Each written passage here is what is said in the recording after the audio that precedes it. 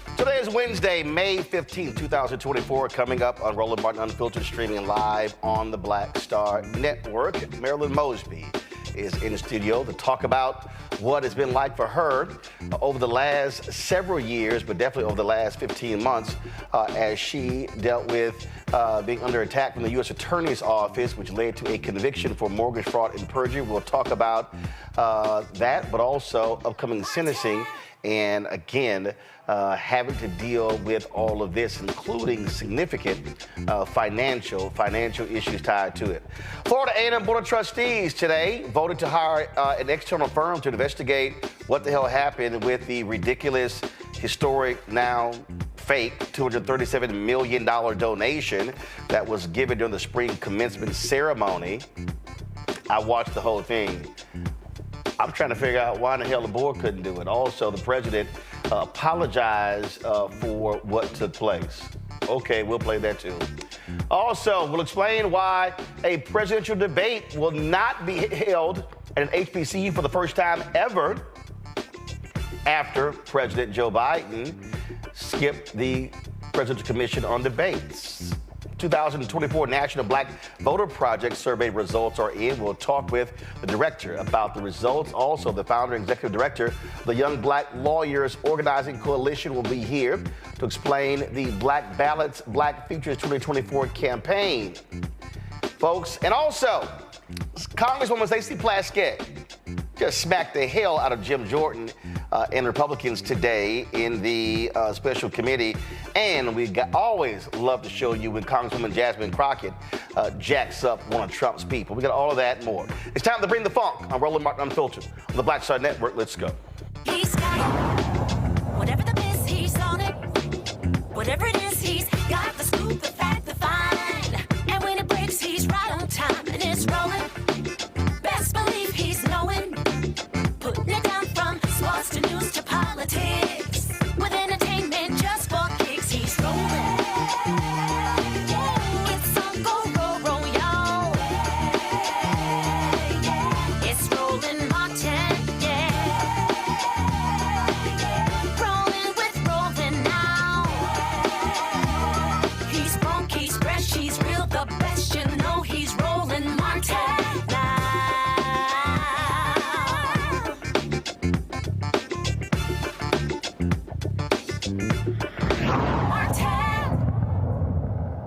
Next week, federal judge Lydia K. Grigsby will sentence former Baltimore State's attorney Marilyn Mosby, who was convicted of mortgage fraud and perjury. She's facing up to 40 years in prison. Today, though, a number of attorneys, 50-some-odd attorneys, came out publicly calling for President Biden to pardon her. Go to my iPad, please. This was a statement released by attorney Ben Crump. Where he noted that it says National Civil Rights and Personal Injury Attorney Ben Crump, lead attorney Jeff Trevelyan Jr., attorney Barbara Unwind, attorney Barry Scheck, and more than 50 other attorneys are urging President Joe Biden to pardon former Baltimore City Attorney Marilyn Mosby. As the release says, Attorney Mosby is one of several black female progressive prosecutors who have been targets of a disturbing political agenda for standing up for communities of color and for advancing progressive causes. Mosby's vocal opposition to the previous administration sending in federal troops to arrest protesters in the community following the murder of George Floyd and her efforts to hold law enforcement accountable following the killing of Freddie Gray appear to have fueled retaliation. Crump and 50-plus other attorneys listed below are calling on President Biden to rectify this injustice immediately by pardoning Marilyn Mosby. She joins us right now along with Attorney Monique Presley. Glad to have both of you here. First, there's some things we can't obviously talk about because everything that you say leading up to sentencing can be factored in. So you've got U.S. attorneys, you've got the judge all paying attention to all of that. When you started, did you think this is where you would be ending up when, of course, when Freddie Gray happened and people were demanding justice, and when you chose to charge those officers? That's when, and all of a sudden, folks came after your law license and all the different attacks. It's a whole different worldview now than where you were then. It absolutely is a whole different world. I mean, when you go into a position understanding and recognizing that prosecutors are one of the most important stakeholders in the criminal justice system. We decide who's going to be charged, what they're going to be charged with, what sentence recommendations we're going to make. We make a determination as to whether someone gets into the criminal justice system in the first place. And when you go into it with the heart and the passion to reform the criminal justice system, you don't ever think that you're going to be on the other side of that, right? I went into this with the concept of representing the ideals of what this country is supposed to represent: freedom, democracy, justice. And so to now have that system, which I was attempting to balance the scales and ensure equality for everyone, is now being used against me. It is a very sobering sort of moment. And over the last 15, 18 months, you're going to court. Your first group of attorneys have to leave. Then you got a second group of attorneys. Mm-hmm. You are then going through divorce. Then you're dealing with the trial, then you deal with the conviction. That is a lot, personally, to have to contend with. That's then, of course, losing the race as well. So it's personal and professional, all collapsing, if you will, at the same time. So I mean, to be honest with you, it's been mind-boggling You know, it's definitely been a storm. I think that when I think of all that I've been through, and you've kind of mentioned it, the thing that is most sobering to me is that this is more about my children, right? Yesterday, my ex-husband was in a 25-year relationship, and I want to be very clear, like, this attack has been lodged against me to break me psychologically, break me physically, spiritually, financially. Like, my whole entire savings has been depleted, fighting these bogus allegations and now this wrongful conviction. But the worst part is that my children, my ex-husband just yesterday lost his presidential race for city council, and my little girls came into my room and they were devastated. And I said, it's okay, baby. At the end of the day, this is just an election. And in my mind, I'm thinking, it's not like he's fighting for his liberty. It's gonna be okay. And what my babies said to me, they're 13 and 15, is I don't want Dad to go through what you've been through for the past 2 years. The depression, the isolation, the feeling of abandonment, when everybody around you has now villainized you and made you out to be some sort of corrupt public official, when all that I did was what 35,000 other people did nationally, 739 in the city of Baltimore, right? Like, I withdrew my own retirement savings. This is not PPP loans. This is not COVID relief funding. This is me trying to build a better future for my children and understanding and recognizing that they ultimately have been the one to sacrifice the most, and to now know that the government is not happy with the disillusion of my marriage, the disillusion of my political career, but they're still coming after me in a way in which they want to take my sole asset, the only asset that I have, and they also want to put me in prison. I'm facing up to 40 years, but they want to and are recommending that I go to jail for me withdrawing my own retirement savings, which again, in and of itself is ridiculous. You talked about, again, the personal battles. And I mean, so here you are, a public official. And when you're in the public official, you're in the public eye. Absolutely. And then all of these things are happening off air, behind the scenes as well. And while all of this is going on, you're trying to sit here and maintain sanity. I've seen you at different times at different events in the last several years. But for people who don't quite understand what that is like and what you have to endure, walk folks through. And how have you tried to maintain sanity? To be honest with you, I think sometimes I still think I'm losing my mind, but I thank God, like, for the isolation. I thank God for, to be honest, I've tried to find the beauty in this traumatic sort of experience. And I wouldn't be able to do that on my own. It was because of the isolation. It was because of the people that I loved unconditionally that showed me the conditions of their love. It was because of the abandonment that I felt, the depression that I went through, the toxic addictions, me trying to numb my pain, that I was able to get through all of that through God and to get closer and to come out of this crucible stronger, wiser, and more empowered in my faith. And so I don't credit anything but my faith, and knowing that at the end of the day, I know that in that role and in this position, I know that I've done nothing illegal. I know that I've done nothing criminal. I know that I've done nothing wrong. I know that I've been wrongly convicted. And I know that the work that I was doing has everything to do with why I'm in the position that I'm in. When 35,000 other people nationally have done the same thing and I'm the only person in the position, I'm being selectively prosecuted and now facing 40 years in prison, I have to understand and recognize that it's greater than me. It's not about me, it's about what I represent to so many others. And so when you put that in perspective, then you kind of understand and you can see the beauty and appreciate and have gratitude in this traumatic experience. More than a year ago, you and a number of other black female prosecutors went to St. Louis to stand with Kim Gardner. Yep. And Kim Gardner has since resigned because of attacks against her. Aramis Ayala is no longer a prosecutor there in Florida. Monique Worrell, who replaced her, was removed by DeSantis. She's now running for re-election. Yep. Kim Foxx in Chicago went through a divorce herself, opted not to run for re-election. Ku Klux Klan came outside her office and demanded her resignation.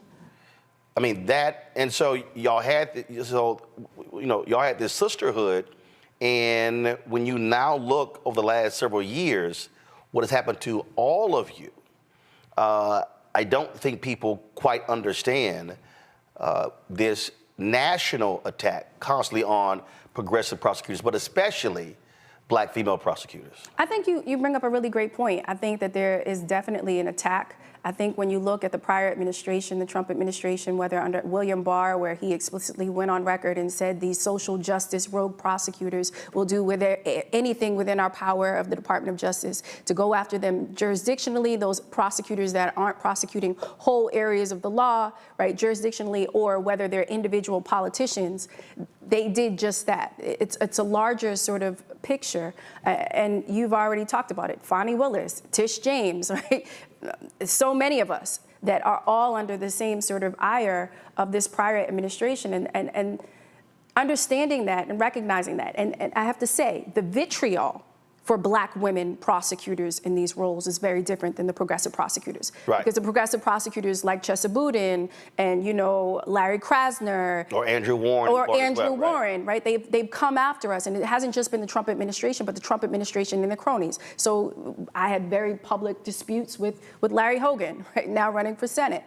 This is something that is very much calculated, and the playbook is executed perfectly. It's written and then executed perfectly on everyone else. And so understanding that it's a larger sort of mechanism in which they can try to negate. And Trump just last week came out and said, what is he going to do? He said that he's going to give full immunity to police officers, right? And said they should be able to do their job. They should be able to do their jobs, but he allowed them to kill with impunity. Yeah, he said full immunity. So when you have prosecutors, and I was one of the first prosecutors to attempt to hold police officers accountable for the death of a black man, right?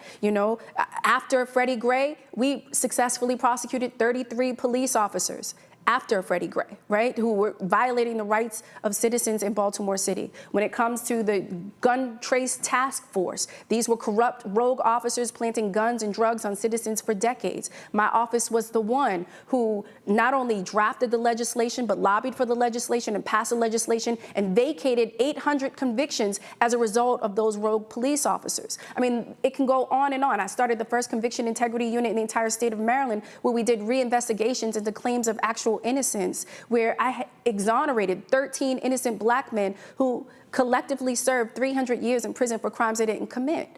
Now being on the other side of that is a sobering sort of reality. And having that system that we were attempting, and not just me, but my sisters all across this country, attempting to equalize, to now be used against you, and the progressive sort of attacks against others. When it comes to black women, they use the criminal justice system to come against us. I mentioned the support that you have been receiving, not just from the lawyers today, but some of the other folks in the community, folks across the country. What has that been like? Have folks been reaching out to you on social media, privately, email, things along those lines, giving you encouragement? I can just tell you I'm so humbled and I'm so honored. I'm so grateful, to be at the lowest point in your life and to have everything taken away from you, or to be at rock bottom, and to pray and to ask God, just to question why I'm going through what I'm going through, and then for God to send earth angels into my life, like Monique, like Angela Rye, like so many of the local sort of supporters, the Tyrones and the Sheenas and the Hakis of the world who came in and just believed in me and understood that this is an injustice that could happen easily to them, is beside me. And recognizing that this is so much greater than me. I'm so humbled. 14 civil rights organizations have signed on to support the pardon request. 58 attorneys, have signed on. I'm just so humbled, and there's been over 40,000 people who have signed that petition, who understand that this is an injustice. I'm grateful to you, Roland. You've always been there for me through thick and thin, and provided a platform for me to be able to express, what's happening, the real, not any misinformation in the media. And so, I'm humbled and I'm grateful. Do you regret going to public service? I don't. I always said that justice is worth the price paid for its pursuit. And everything that I did in that role as state's attorney, that was my passion. I did it for the right reasons, and I wouldn't do anything differently. Going to go to a break. We come back. I do want to talk about the case, and we'll do that when we come right back. Folks, we're talking with Marilyn Mosby, a former state's attorney in Baltimore. You're watching Roland Martin Unfiltered right here on the Black Star Network.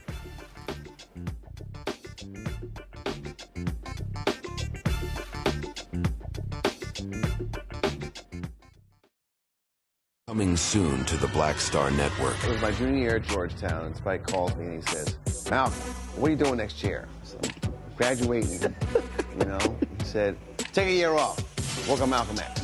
I said, okay. But first of all, for the folks who don't know, Spike is my cousin. Spike is my cousin. Just for the person watching, like, how the hell is Spike just gonna tell you that it's true? It's true.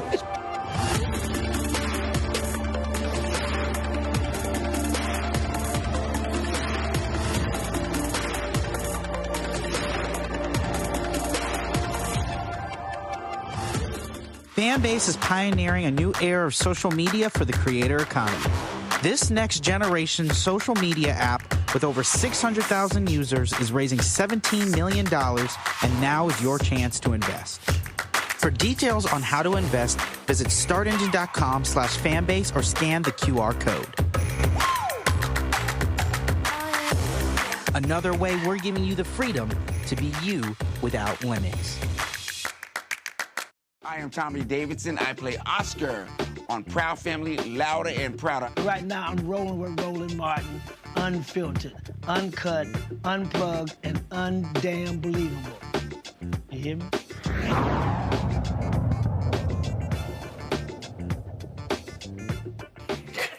All right, folks, welcome back. Roland Martin Unfiltered on the Black Star Network. We're talking with former Baltimore State's Attorney Marilyn Mosby, of course, who is facing sentencing next week after being convicted of mortgage fraud and perjury. Also joining us, Attorney Monique Presley, who's here with her as well. And so because, obviously, the sentencing is next week, there are certain things that Marilyn can't talk about, which includes the case, which is why Monique is here. So for Monique, people who don't understand, who maybe didn't follow this trial, we were covering it, things along those lines. What was the basic crust of the government's case that they accused and eventually convicted Marilyn of? So first, thank you, Roland, for having us. I appreciate you and using your platform in this manner. One of the reasons that Angela Rye and others of us came together is not because she didn't have quality attorneys, Marilyn does, but as organizers who are part of the civil rights and justice community, it's important to us that people understand that the role of the prosecutor as someone with tremendous amount of discretion, they can charge what they want to charge, Roland. They can go in there, the grand jury belongs to the prosecutor, everybody knows that.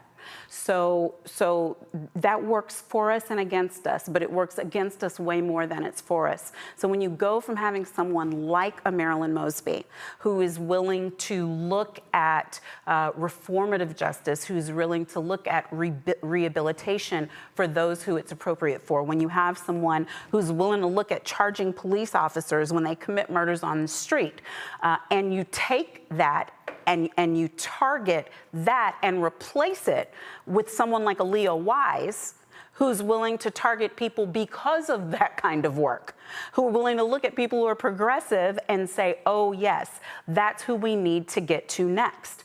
That's where we are now. So that's exactly what happened in this case. Anytime you've got 35 35,000 plus people in the United States who are activating the provisions that were provided through COVID relief in order to access their own retirement funds, which is all that Attorney Mosby did. She accessed funds that she had been putting in. Was it $800 every 2 weeks? $780 every 2 weeks. $780 every 2 weeks for years until you build a nest egg, which is what this so-called American dream is supposed to be about. It's supposed to be that you go to school, you work hard, you save your money, and then when the opportunity presents itself for you to access your own funds and create for a future for your children, you do it. That was her plan. That was what she was doing. That was what 35,000 other people were doing, 730-something people in Baltimore. And what the government says is that she didn't qualify to be able to do that because she didn't demonstrate a legal standard to show adverse financial consequences or adverse financial hardship, even though the term is not even supposed to be used in this context, in order to justify withdrawal of the funds. Now, Roland, I've been on your show a million years. I'm a stickler for let's figure out what the law says. And sometimes I take positions that are contrary to the popular one because I'm saying, well, this is what the law says. And so if this is what the law says, then this is what we were bound to do when we worked from there. But there was no law. There was no standard. The judge actually didn't have to, but chose to tell a jury, use your common sense to figure out what it means. Now, anybody can look up right now on Google, and if you look up jury and common sense, it'll say, don't do that. Don't ever do that. Asking a jury to rely on their common sense for something that should be defined by code or by judicial decision-making is the absolute wrong thing to do because a jury is full of lay people. The jury is supposed to make a fact-based decision. The judge is supposed to apply the law. Am I right or am I wrong, Madam Prosecutor? So I think you're right. And I think one of the things that she's emphasizing is that unlike financial hardship, right, which has been legally defined, and there's precedents that's already been set, this was a provision that was created under the CARES Act that was defined as adverse financial consequence. This is not a financial hardship. This is adverse financial consequence. That has never been legally defined. When we got to trial, the government's witness, the director of the compensation board for Baltimore City, stated on the record at my trial that the only thing, he never gave anybody any sort of direction, none of the 739 other people, other than what was said in that statute. And he said the way that he defined adverse financial consequence was if you suffered a $50 adversity or more. I didn't think I needed to take the stand at that point, right? If the government put on evidence that I suffered more than a $50 adversity. And so... But it's not even really about what, I know that it's about what happened at Marilyn's trial, right, but it's about the fact that there were not 738 other trials. And it's about the fact nationally that there were not 34,999 other trials, because it's akin to, 35,000 people, that's whole cities.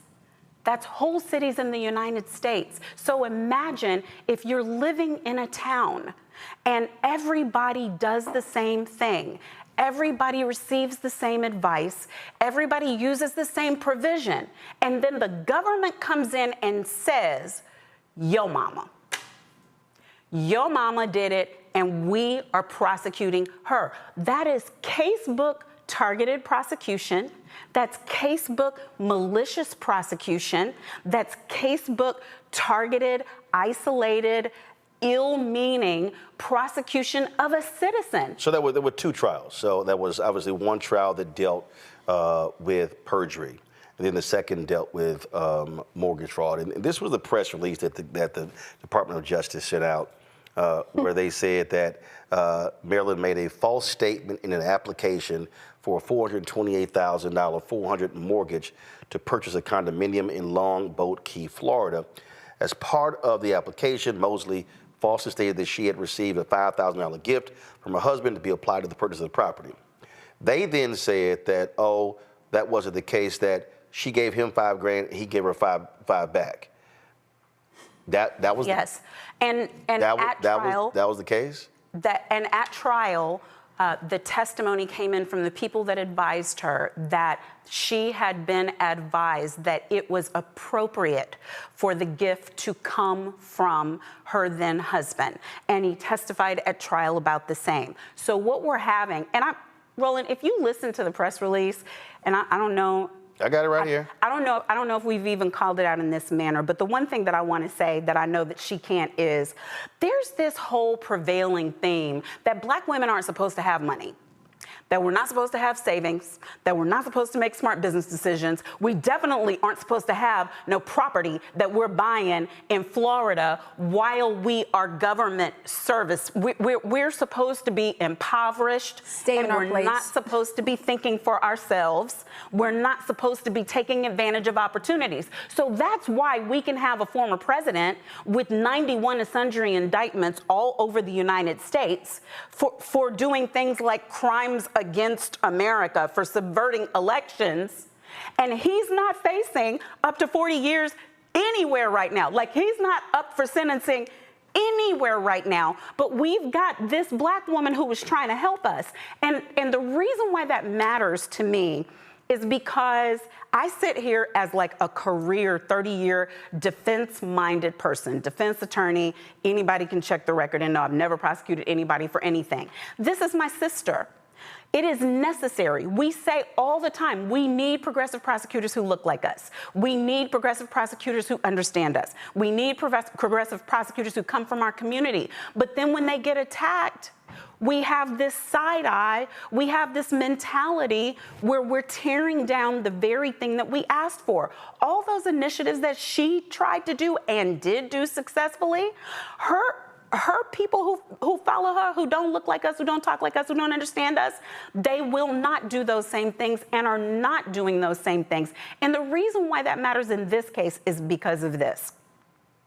Anytime you got the NAACP, Until Freedom, Black Voters Matter, and 12 others who all think the same thing at the same time and sign the same piece of paper, you know, like, there's no harm, no foul. There's no debating the clear call that she requires justice. When you've got lawyers like Barry Shett from the Innocence Project, yes, people know him from his being part of the Dream Team, but somebody who is data specific like that, somebody who's devoted their life to defending innocence, when he's signing on with an Attorney Crump, with a Barbara Arnwine, with a DeMario, you can look, I mean, there are 5 former National Bar presidents who have signed on the same piece of paper, not just saying we agree that she should be pardoned. Right. They represent her. That's her lawyers now. So I say all that to say, yes, they accused her of perjury, for following advice she was given, and for utilizing money from a gift from her own husband. They accused her of defrauding the government for taking her own funds that she had saved for her and her children, and she's supposed to be what sets an example. She's supposed to be the chilling factor, so anybody who's bold enough to stand up against the establishment gets the lesson. Obviously, when it comes to a pardon, that comes down to the President of the United States. Yes. Department of Justice, they all can do their reviews, they make recommendations. So what you have, though, is this is a DOJ prosecution. And so I take it folks have been trying to get to President Biden because ultimately his decision. He does not even require, Trump didn't even talk to the Department of Justice. He doesn't even have to listen to anybody. He can make any decision on his own. Yes, he can. And the reason why that matters is this. Pardon power belongs to the Chief Executive Officer of the United States, so that if every other part of the justice system fails, a citizen of this country, or even an immigrant of this country who is falsely accused and convicted, still has a place that they can go. We are going to that place now because the system has failed Attorney Mosby. So we are asking for people to sign on to the petition, asking that the president, and you can go to justiceformarilynmosby.com to find the petition. And don't get me wrong, these are people who don't want the prior administration. These are not people who want to see Trump in office again. These are people who understand that President Biden has a unique opportunity to right a wrong and to support the people who supported him and his administration and its objectives. There has been no greater champion than Attorney Mosby. She formed and framed her whole progressive system in her own prosecutor's office after the work that our vice president did in California, and was a staunch supporter of that work when people were out there saying Kamala the cop. So we're asking them now to look and say, look, here's your supporter. Here's your emulator. Here's someone who has done good work for you, who does not deserve what she's being given now. And we're asking them to fix it. Questions from two of my panelists. Rebecca Carruthers, Vice President, Fair Election Center out of Washington, D.C. Rebecca, go ahead. Thank you all for being on the show tonight. Marilyn, do you regret taking out the mortgages for the Florida homes? Yep, Marilyn's not going to answer because that goes to the facts of the case. But what I can say is that her lawyers have said in her papers and in the sentencing paperwork that she doesn't stand in a place of regret for doing what she absolutely had a right to do. And she did deliver testimony in that regard, but I can't let her say it here because her lawyers will hamstring me if I let her speak to the facts of the case while the judge and everybody else The only thing that I will watching. add is that, yes, the federal government was able to come back with this. But let me be very clear that this was something that was being done ever since I charged the officers in Freddie Gray. These folks have been coming for my law license.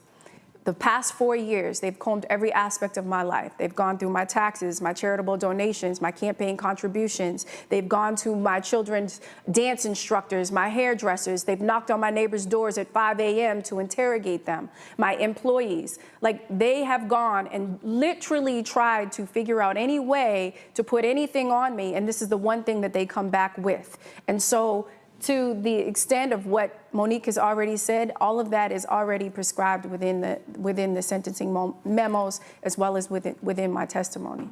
Robert Patillo, host of People, Passion, Politics, News and Talk 1380 WAOK out of Atlanta, who's also running for a judicial position in Atlanta. Robert, go ahead. You know, the list of attorneys who are supporting you, add my name to that list, and I'll go to the website after the show to do so. This is a travesty. And beyond even the black female prosecutors, we saw that when this Black Girl Magic movement started rising to power, we saw the immediate pushback from mayors. Think about what Mayor Lori Lightfoot went through, Mayor Bowser, Mayor Cantrell, the mayor in Baltimore who went to prison, Keisha Lance Bottoms here in Atlanta. Whenever black female politicians rise to power and start to regulate the white supremacist power structure, we've seen this immediate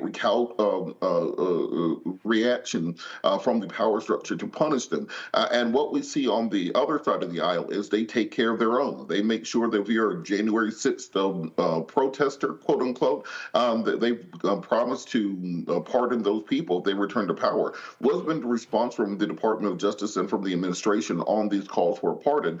Because it's very clear that they have the power to do so. It seems that we shouldn't have to petition the people that we help put in power. We haven't had a public response as of yet. I do know that there have been ongoing conversations from the group of us. I'm one of the co-organizers for Justice for Marilyn Mosby. Angela Rye is another. We have been stomping all the sidewalks, making all the calls, but it was just yesterday, Robert, that the official full pardon application was submitted to the pardon attorney with the over 50 names on it, and we will absolutely amend it to add your name. But it also came with like 700 pages of supporting documentation with over 20 letters of support that were sent to sentencing and then sent again, and we are adding affidavits of support as well. So we anxiously await hearing from them. Yolanda Jones is an attorney out of Houston, also a Texas state representative. Yolanda, go ahead. You're on mute. Hold on, you're on mute. You got me now? Go ahead. So I want to say I'm so sorry for what you're going through, Attorney Mosby. It makes me want to cry, but I will also say that you can add my name to that list. Thank you. I'm actually a 29-year practicing lawyer. Criminal defense is one of the things that I do. That's the first thing I want to say. I want to help you any way that I can. Thank you. I also want to say that President Biden needs to pardon you. He's got issues with Black people. This is a way he can show us that he's down for us. So we know how he is when he's for people, and he's had a very esteemed group of people asking him to support you. I believe, I learned that they started investigating you prior to him taking office, but they didn't indict you until, I think, 2022, once he was in office. Here's what I can say about prosecutors. Their greatest power is discretion. Yep. So you have the right to not move forward on something. And so I think that when people are peeing on us and telling us that it is raining, we need to look to make sure if it's pee. And so I'm watching with bated breath to see what President Biden does since the official pardon request was submitted on yesterday. But I'm here to help you if you need me. Reach out. Roland knows how to reach me. But based on what I've heard and based on what I've looked into, the fact that you are the only person charged federally with this, after I think you said 700 and something people where you're from did it, I absolutely believe it is retaliation for you doing what's right in the criminal justice system. And the question I have for you is, do you believe, based on your communications with other Black women who are doing great things to reform the criminal justice system, that the criminal justice reform movement has been stifled? Are people afraid? Are we going to continue to fight? Are we willing to lose stuff in order to do what's right by the people and by us? So first and foremost, I say thank you for your support. I'm eternally grateful, especially you being another fellow attorney. You can understand the injustice from a legal perspective. You're absolutely right. I think that this administration can do something, and I had the expertise of Reed Smith and Scott Bolden, who is often on this show, and we were yelling loud. Asking this investigation started under the Trump administration. And then when the Biden administration took office, we were calling and begging for them to please just allow us to go in front of the grand jury, allow us to come and talk to you, please just look into this. And that didn't happen. But to your question, yes, this has a chilling effect. What is happening to me, the type of isolation that they've been able to create, the villainization of me and who I am, and this idea that I'm somehow a liar and a corrupt public official. None of my colleagues have wanted to touch me with a 10-foot pole. They don't want to be seen in public with me. I've had family members and friends and people that I've loved the most that have turned their backs on me. And so, yes, it creates a chilling effect, not just for the people that I loved unconditionally, but for the individuals that are in this role that can make a decision that have an impact on our lives. So yes, Roland and Monique have talked about it. Fani Willis, Tish James, Monique Worrell, Aramis Ayala, Kim Fox, Kim Gardner. The list goes on and on and on. Andrew Warren, Chesa Boudin, Larry Krasner. These are all of the progressive prosecutors that were attempting to balance the scales of justice in this country that have now been targeted in a way in which they villainize us, they isolate us, and for Black women, they criminalize us. Yeah. I absolutely agree with that. And I'll say this. We have prosecutors that are white progressive, and I say that in air quotes, who are doing things, and the government's not coming after them. They're not coming after them. And it makes me sad, and I hear people say all the time, oh, you're pulling the race card, you're pulling the race card. No, we're not pulling the race card. We're defending against your racism. You are using your belief that we are innately inferior to you in order to prosecute us and to destroy us and to destroy our families. And I tell you what, the civil rights movement is difficult. It takes courage, and I commend you for doing what needed to be done. And we are here for you when you need us. Thank you. Folks, this is the petition that they're asking folks to sign to seek a pardon for Marilyn Mosby. As you see, 41,944 of 45,000 signatures.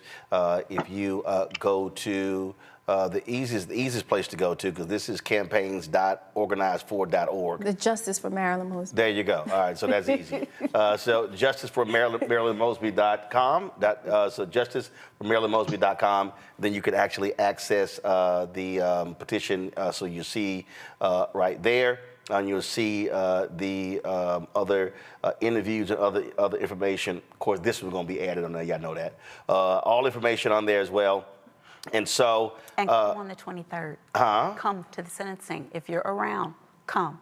Show your so sentencing is May 23rd. May Where? 23rd, 10:30 a.m., Green Belt District Courthouse. You said 8:30 a.m.? 10:30. 10:30 a.m. On May 23rd. All right then. Well, Marilyn, I appreciate you coming on the show. You know I always had your back. So thank you, always. So we'll continue to do the same, and we'll of course keep letting folks know about the petition as well. Thank you, Roland. Right. Appreciate you. Appreciate it. Thanks a bunch, folks. We'll be back right here on Roland Martin Unfiltered on the Black Star Network.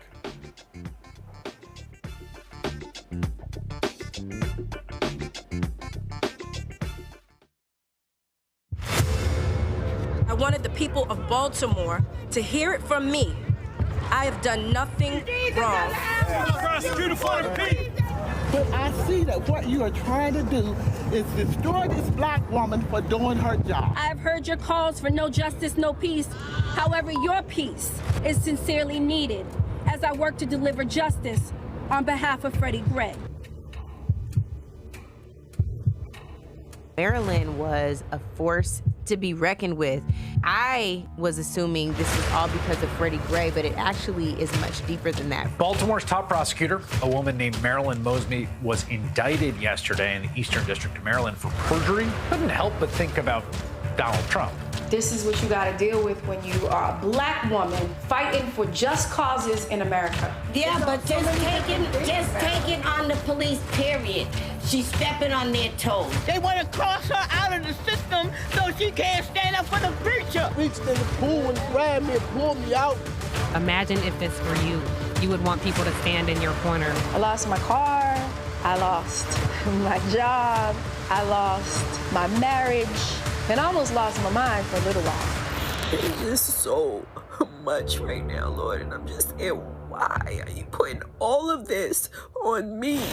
I'm about to break. When you talk about blackness and what happens in black culture, we're about covering these things that matter to us, speaking to our issues and concerns. This is a genuine people-powered movement. There's a lot of stuff that we're not getting. You get it, and you spread the word. We wish to plead our own cause. Too long have others spoken for us. We cannot tell our own story if we can't pay for it. This is about covering us. Invest in black-owned media. Your dollars matter. We don't have to keep asking them to cover our stuff. So please support us in what we do, folks. We want to hit 2,000 people, $50 this month, raise $100,000. We're behind 100,000, so we want to hit that. Y'all money makes this possible. Check some money orders. Go to P.O. Box 57196, Washington, D.C. 20037-0196. The Cash App is $RM Unfiltered. PayPal is R Martin Unfiltered. Venmo is RM Unfiltered. Zelle is Roland at RolandSMartin.com. Farquhar, executive producer of Proud Family. Bruce Smith, creator and executive producer of The Proud Family, Louder and Prouder. And you're watching Roland Martin Unfiltered.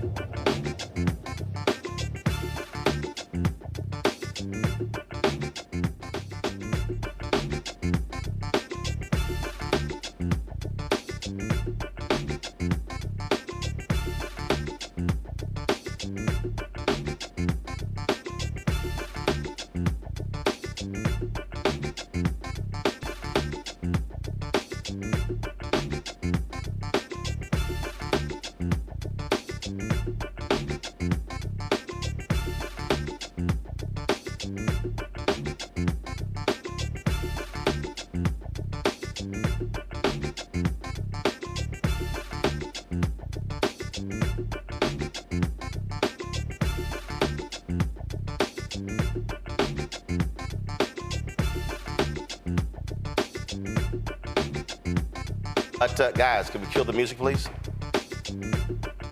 Thank you very much.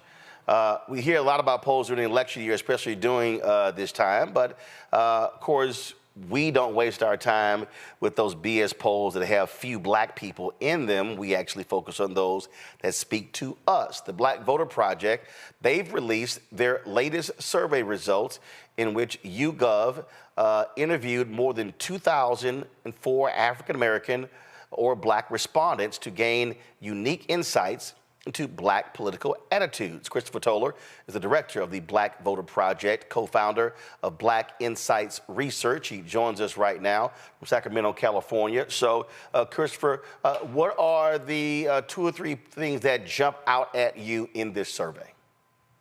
I think there's, you hit it on the nail on the head with just having enough respondents, enough black respondents to actually talk about some of the demographic shifts or demographic findings within the black community.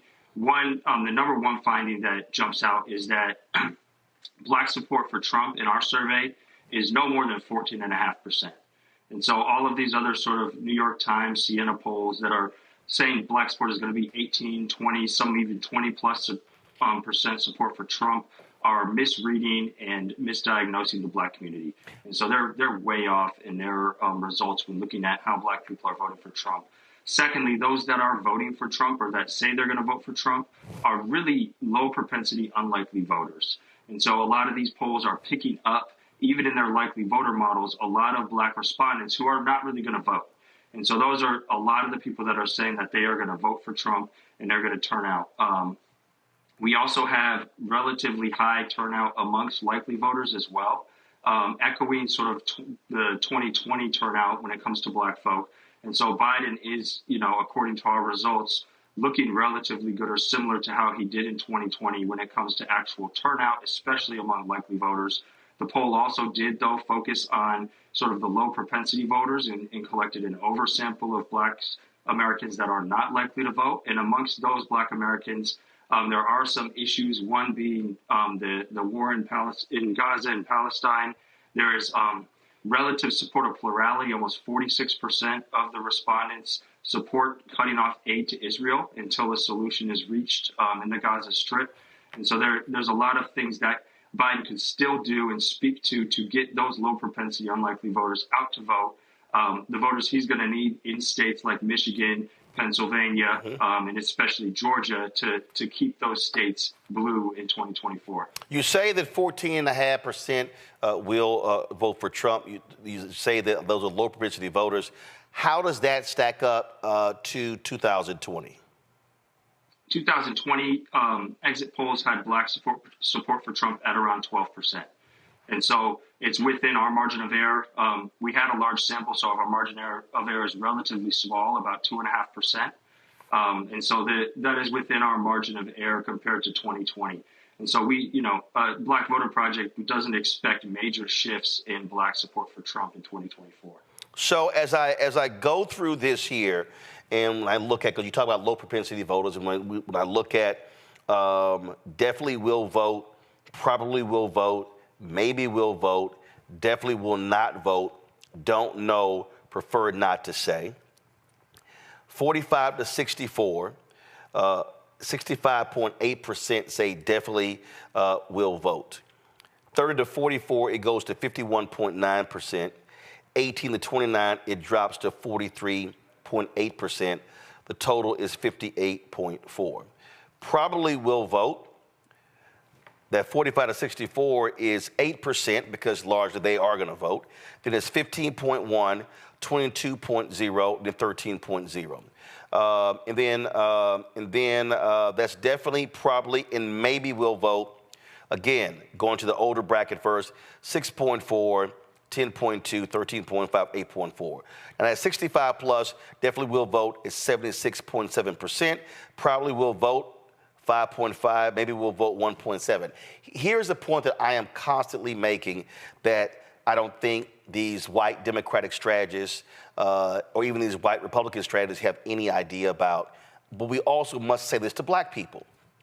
Folks who are 65 plus and older, they get it. They understand the power of the vote, but those people are likely, they likely self-identify as Democrat. Once you start going lower, and I dare say really 55 and below, folks don't self-identify.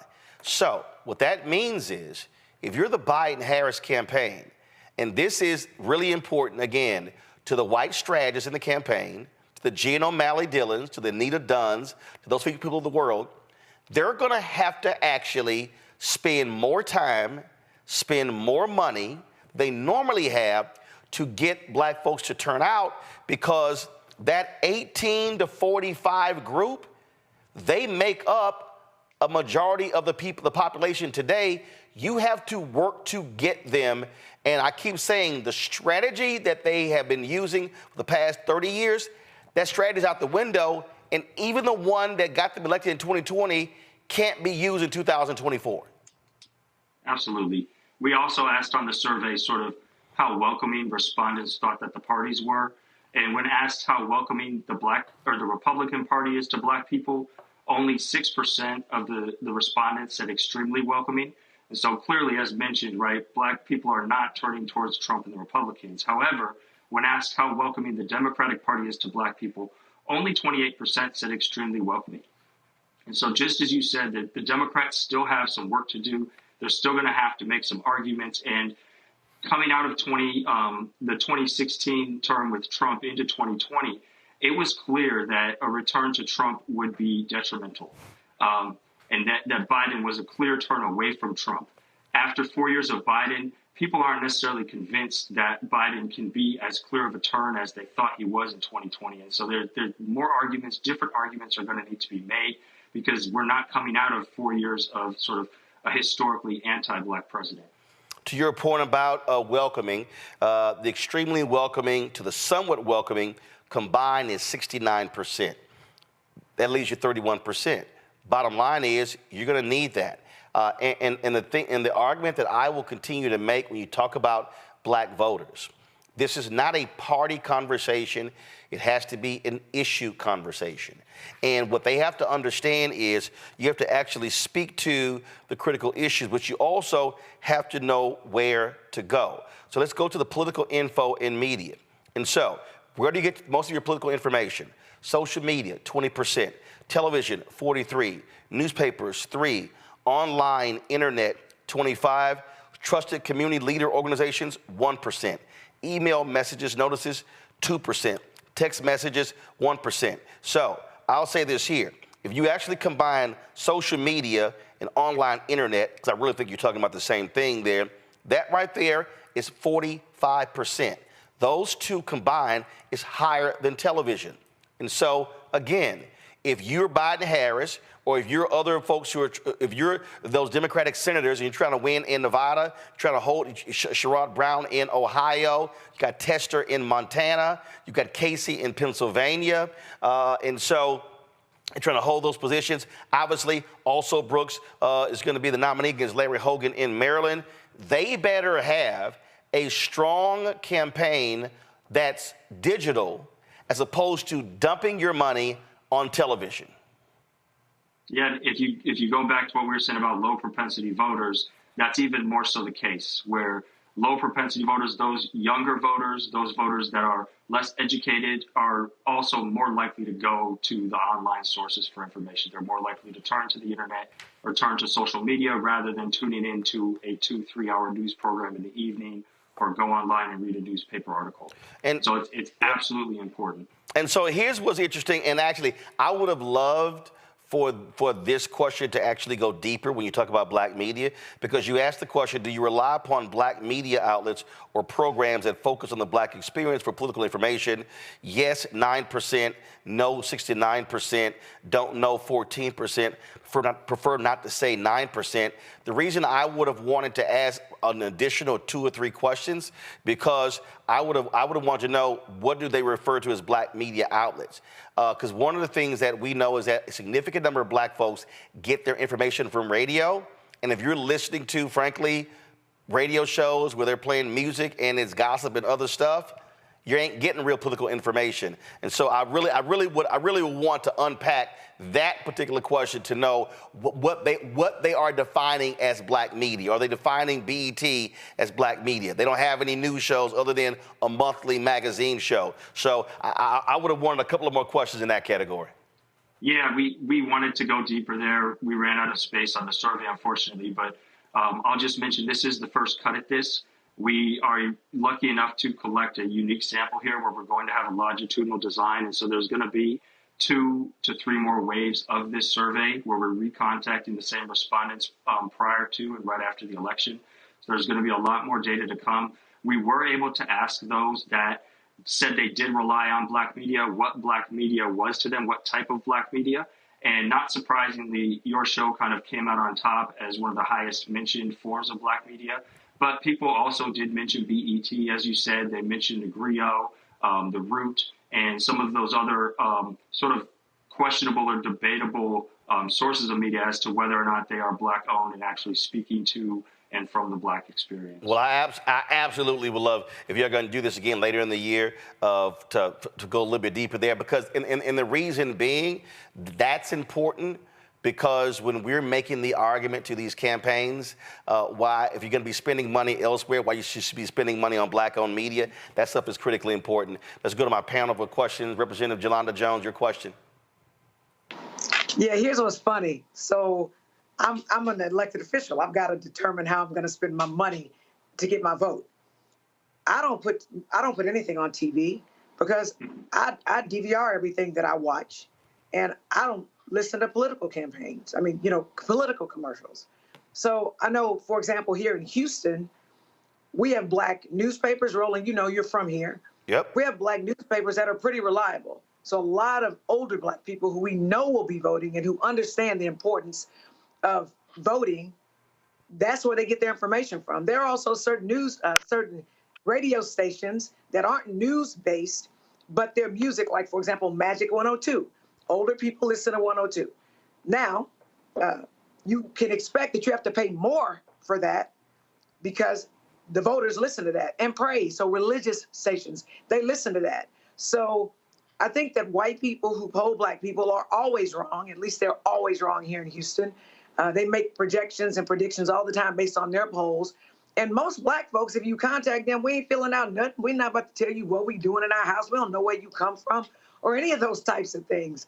So I think you hit it right on the nail, Roland, that how are you, like, the methodology that you are using, is it really designed to get the true feelings of black people? Something that I would like to see is to talk to the people that are not going to vote and find out from them, why are you not voting? Like, tell me what the impediments are, whether you don't believe in the system, whether you ain't got transportation, whether you ain't got no money, whatever. And I would speak to that. And so I think that there is a huge space for black people. I think the Democratic Party nationally and within the states and within the counties need to get more black people on their campaign teams and let the black people do that, because the days of white people knowing what we're going to do and the days of us just accepting with whatever white people tell us, that's out the window. It's out the window. It's out the window. And so that's what I will say. And I also believe that, no, we're not about to go run and vote for Trump. I don't see that here. But I also know that we don't trust the Democratic Party at the state level or the national level, because they consistently go after Hispanics and progressive whites and independents. And they take our vote for granted, and we're sick of it. But Christopher, to the point she makes right there that I do want to jump on real quick, and that is this here. When Jolanda makes the point about folks not running to Trump, here's the thing that we have to factor in.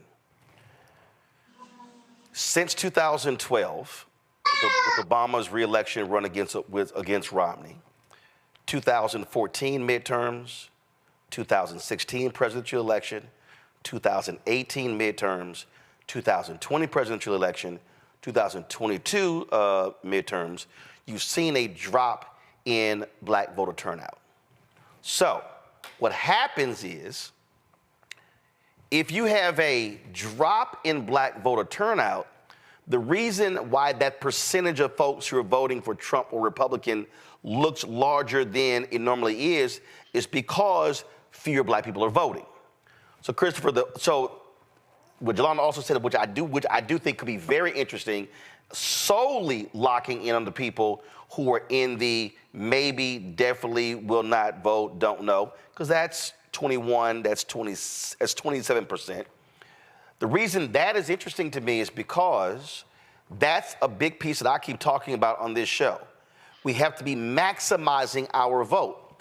If black people vote at 60, 60 is the low, right, but I really want 70.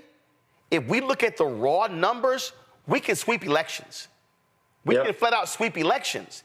And so that's part of the thing for me, trying to explain to our people, yo, when we talk about we want stuff, we could sweep elections if we're at that number. But if we're at 26, 28, 32, 35, 40, the power is being left on the couch. And then people are like, well, nothing has happened. Because the power, it's like having an iPad that's dead because you ain't plugged it up. You need power to charge it. No, I think two things here. One, the Obama years, you see a dramatic increase, historical turnout for black folk and support for Obama for right. One, you have people getting off their couch who normally wouldn't vote that wanted to vote for the first black president. And two, you have independents, independent conservatives or conservative black people that said, oh, I'm gonna vote for Obama and go against my party. And so you see the support for Obama skyrocket and support for Republicans during the Obama years dramatically decline. Following that, you see those people go back to their couch, and you see the other black conservatives return to the Republican Party in what seems like an increase in support, but it's really just returning to a historical mean. And so that's absolutely the case. What we've seen going on. It's not a resurgence of the Republicans among black folks whatsoever. It's just a return to politics as usual after the Obama years. As far as what black folks, especially the low propensity black folks, are talking about, over the last 2 years, we have conducted over 10 focus groups with about 50 black individuals, both high propensity and low propensity voters. And when we talk to the low propensity voters, the reason they're not enthusiastic about the Democrats, the reason they're not voting is because, one, they don't find any connection with the party. They don't feel like the party's speaking to them. And two, they don't really feel any, they're being heard. They don't feel like they have any power, that they can't do anything. And when we say what would motivate you, one of the main things that turns them out is, especially at the local and statewide level, black representation, having people that look like them running for office, heading campaigns, and then two, the threat of a possible another Trump presidency or a return of MAGA to the White House, to state politics. And so those are really the two areas in which we see low propensity voters actually start to talk about and get engaged with politics. But it's a really conversation to have. And in fact, Terrence Woodbury, that shows in his research as well, that his research shows that when you tell black people that your vote could make the difference between winning and losing, that changes their perspective on whether they're actually going to vote. Rebecca. Hey, Christopher, good to see you tonight. So I see this is a national survey that you did. Can you tell us if you have any insights with like state by state breakdowns, especially in the battleground states among black voters? Yeah, unfortunately, the samples, we just talked about small sample size. Our samples state by state are still too small. I think the most we have is like 300 in places like New York, and I think we tried to collect as many as we could in Georgia, but that's still not enough for us to say anything confidently about these battleground states. We are working on putting together an analysis of just the battleground states, so grouping all of the sort of battleground states with significant black populations together to try and see if there's something that can come out of that. But really, I would just echo what we've been saying so far, which is in the battleground states, it's going to be really important for Democrats at the national and statewide level to speak to these low propensity voters and to make sure that these people aren't staying on their couch, and to not worry about convincing them to vote for Biden, but to find reasons to get them out to vote and to get them to the polls more than anything else. Robert. I literally just came in from putting out yard signs and going to barbershops around Atlanta. Shout out my barber Rock on the last minute haircut. But I think it's important when we have these conversations about low propensity voters, we make it seem as if they just simply don't want to vote. They feel as if people are not talking to them. We all know the old saying, yard signs don't vote. We know that there's a conflicting evidence on the effectiveness of radio advertising and print advertising. And your research, what have you found to be the most effective way of communicating to these voters about policies that are actually affecting them and how that translates to getting them to turn out to the polls? Yeah, so unfortunately, in our research over the last couple of years, and especially in this poll, we haven't found any real policy that sticks. And so trying to talk to low propensity voters about policy gains is a really difficult way to engage them and get them inspired and out to vote, simply because there's such a lag in policy passage and policy action and effect to individuals' lives. And so the policy conversation is really hard to have, even when you're talking about sort of highlighting the policies that Biden has passed or passed under Biden that benefit Black folk. Even those are a tough sell. And so for us in our research, we've really shown, one, highlighting the historical significance of voting and the reason that Black folks should vote as related to the struggle for voting that the Black community has had over the last couple centuries, and really put it in historical perspective. And two, highlighting the threat that's posed if they don't vote and the gains that could be lost very, very quickly if they stay at home and the wrong people get into office. Those, in our research, have been the most effective way to get these low propensity people out to vote, because as you said, they are extremely disillusioned. It's not that they don't care. It's not that they don't think about these things. It's that they feel like their voice doesn't have a place in politics and their vote doesn't matter anymore. Now, just quick follow-up. We've also seen the Trump campaign investing heavily in kind of social media influencers and entertainers to appeal to those low propensity voters. You know, your Sexy Red, Lil Pump, Whoa Vicky, Waka Flocka Flame, others. Has there been anything to suggest that these entertainers being brought into the political apparatus has had an impact on motivating more people to vote? No, there's no evidence of that being successful whatsoever. Again, even though we're talking about low and high propensity Black voters in the Black community is still very sophisticated when it comes to politics, and they see right through these scams. We see through these people. We understand that throwing these celebrities out there, Lawrence Taylor most recently, as sort of Black tokens to support the Black community is not going to work. And I've actually done a number of research projects looking at Black celebrities and their influence in politics. Another question, if you guys have time for it. Yeah, absolutely. And really the one thing that attaches the Black community to celebrities when it comes to politics is that Black celebrities potentially face the same struggles that the Black community does. And so when Black celebrities are speaking their mind and they're getting pushback from the forces that be, that's what sort of drives support amongst them or for them amongst the people. And you don't see that with these Black celebrities supporting Trump because they're aligned with the system rather than actually trying to fight for progress. Jelana, real quick. Yeah, here's the thing. What the Republicans do masterfully is they stare the crap out of their voters and they go vote. I want to know, have we ever asked about what we're afraid of, right? What we fear, as opposed to we're just disillusioned because we are motivated by fear or anger, not, oh, we can make a difference. That's my opinion based on my over decades of being elected. Yeah, absolutely. The main thrust of my research the last few years has been trying to understand how to move disillusioned voters, not necessarily to a place of fear, but to a place of anger. Social psychological research shows that if you can motivate people by anger, it's one of the most powerful ways to get people into positions of action and to take action. And so when we look at these polls and our survey results and we do public opinion data and we ask people, how much of a threat do you think Trump is? Do you have confidence? Are our institutions threatening things such as the Supreme Court most recently? The people that find these things, Trump, MAGA, these institutions, the police, the most threatening are the most politically active, even amongst low propensity voters. And so if we can get these disillusioned people to move from a place of apathy to a place of anger, we will be able to get them to the polls and use that energy towards political action. Look, people got to stop acting like black folks different from everybody else. The numbers don't lie. When you have a Democrat who's in the White House, Republican giving explodes. When you have a Republican in the White House, Democrat giving explodes. When the Democrat wins, you know what those Democrats do? Okay, we're good, we can go back, which is the dumbest shit in the world. And I keep trying to explain to people the election is the end of one process and the beginning of another. What you cannot do is when the election is over, go, okay, I voted. Again, I go back to 2008. I did Wanda Sykes' show.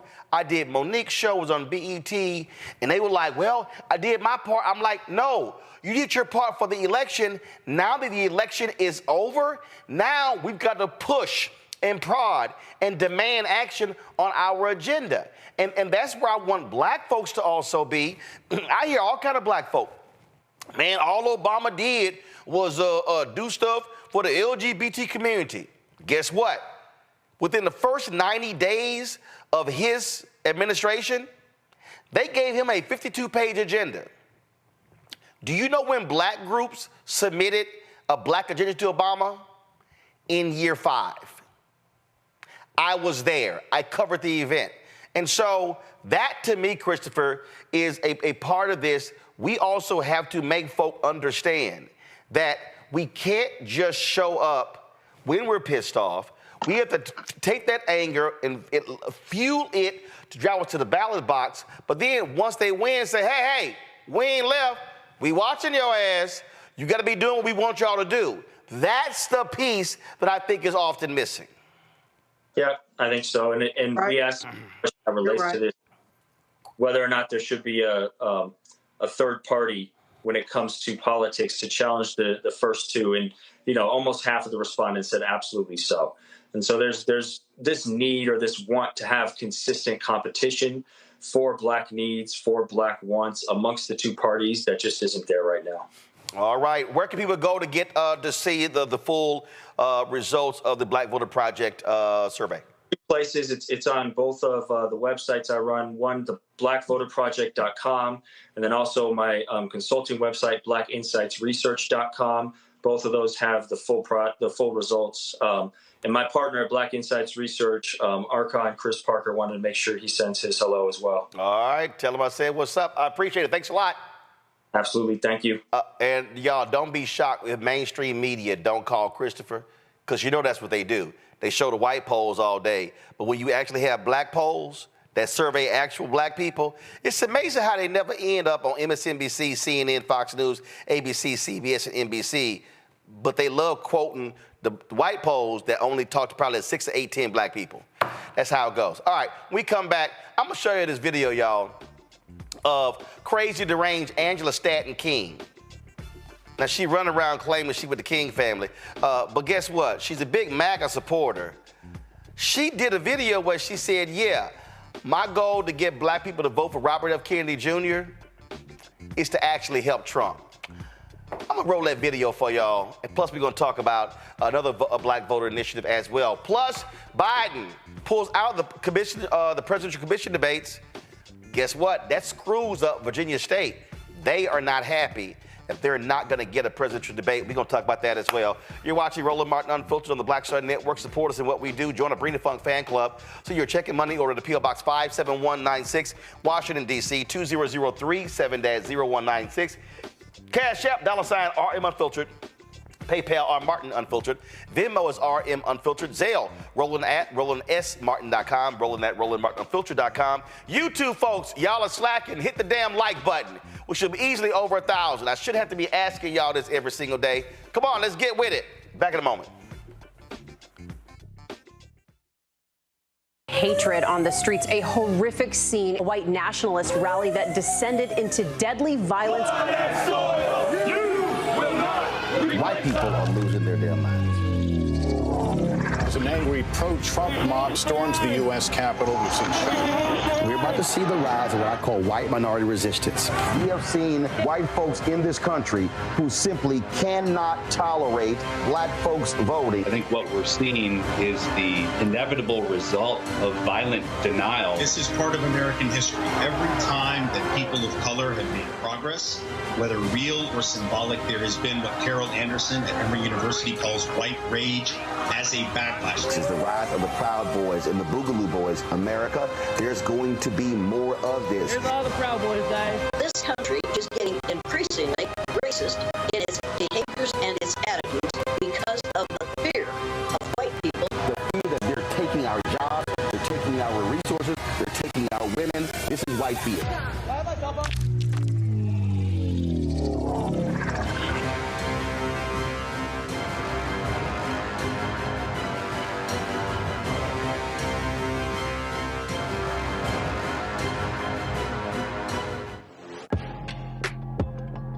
A lot of y'all have been asking me about the pocket squares that we have available on our website. You see me rocking the Shibori pocket square right here. It's all about looking different. Now look, summertime is coming up. Y'all know, I keep trying to tell fellas, change your look, please. You can't wear athletic shoes every damn wear. So if you're putting on linen suits, if you're putting on some summer suits, have a whole different look. The reason I like this particular pocket square, the Shibori, because it's sort of like a flower and looks pretty cool here versus the traditional boring silk pocket squares. But also I like being a little different as well. So this is why we have these custom-made feather pocket squares on the website as well. My sister actually designed these after a few years ago. I was in this battle with Steve Harvey at Essence, and I saw this at a St. Jude fundraiser. I saw this feather pocket square, and I said, well, I got some ideas. So I hit her, and she sent me about 30 different ones.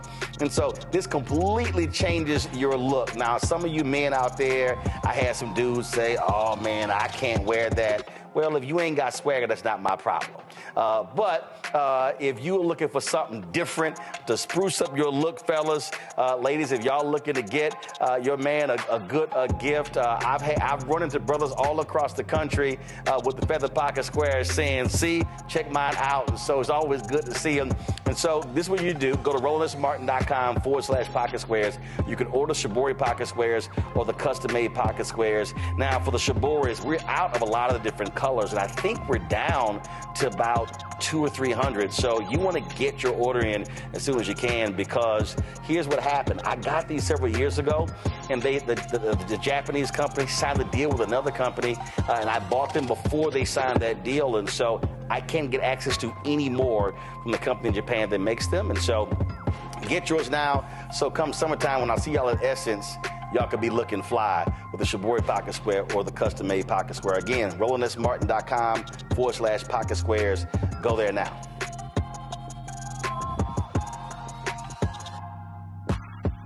Me, Sherry Shepard, with Sammy Roman. I'm Dr. Robin B., pharmacist and fitness coach, and you're watching Roland Martin Unfiltered.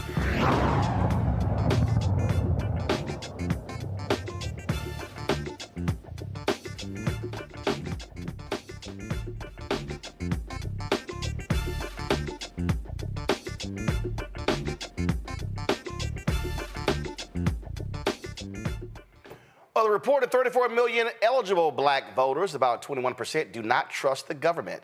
That lack of trust is one of the many reasons black voters do not vote. Well, the Young Black Lawyers Organizing Coalition launched its 2024 plan to mobilize, empower, and protect millions of black voters.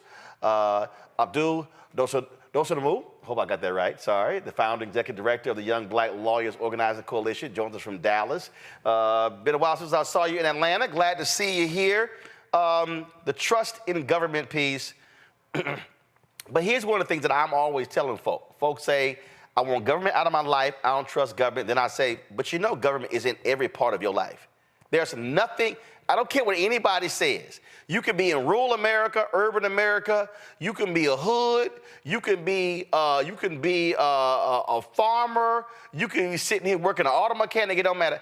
Government plays a role in every facet of our lives. It's a fact.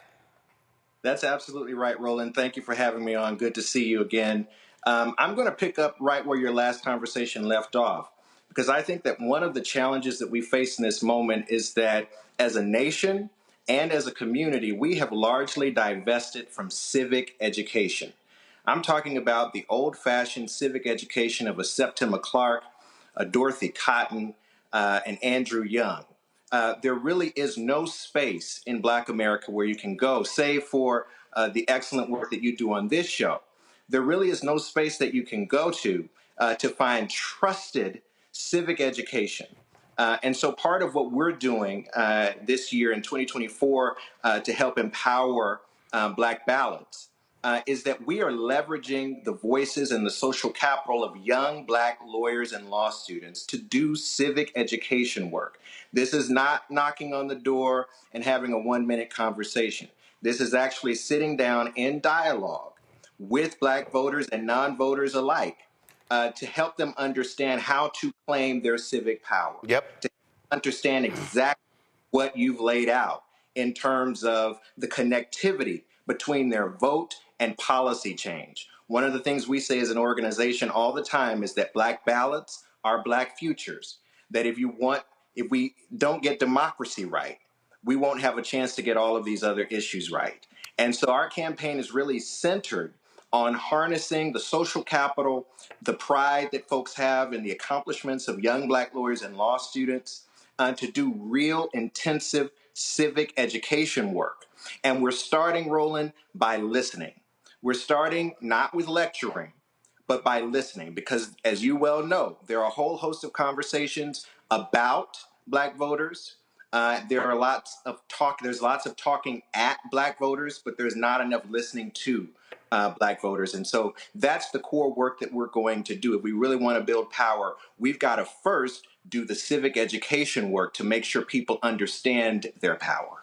Well, absolutely. And one of the things that I try to do, again, with this show is to walk people through to explain that, because the problem is what you're getting on mainstream television is process. That's what you're getting. You're not actually getting them talking about how do you actually make change, what's really happening. You're just getting all of the horse race crap like that.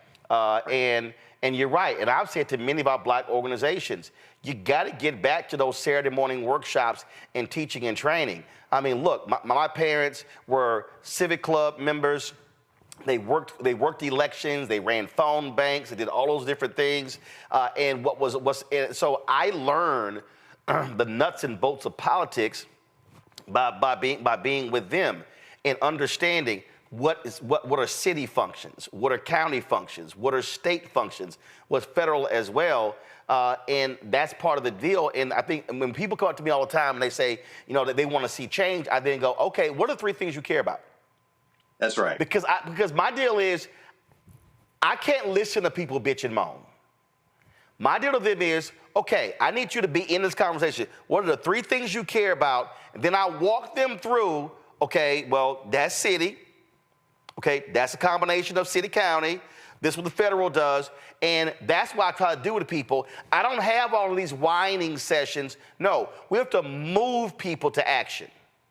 Right, absolutely. So it was probably late February that we hosted another one of our cohort trips of Black lawyers and law students. We fully fund teams of Black lawyers and law students from Howard, NYU, law schools across the nation to travel around the country and do voting rights work. And in late February, we took a team to Michigan. We went to Detroit, but not just to Detroit. We went to Pontiac, we went to Grand Rapids. And in union halls and barbershops and Black churches across the state of Michigan, we sat down with Black voters to do exactly that, to do those workshops and those clinics, to help people to understand why this moment and this election is important, but also beyond that, to help them to understand, okay, what are the things that I care about? And how is this vote connected to the things that I care about? And doing it in a way that honors and celebrates their own dignity, doing it in a way that affirms them and sees them, doing it in a way that lifts up their hopes and dreams for this country. And we believe that as we continue to do that work, we're in North Carolina and Texas and Georgia this month and next month. We believe that as we continue to do that work, we will be able to build a base of people who understand not only that they have the right and the responsibility to vote, but that it is in their best interests to vote, and making sure that we've done the civic education to help them get there. Questions for the panel. Robert, you first. Well, thank you so much for all the work that you do in this field and in this space.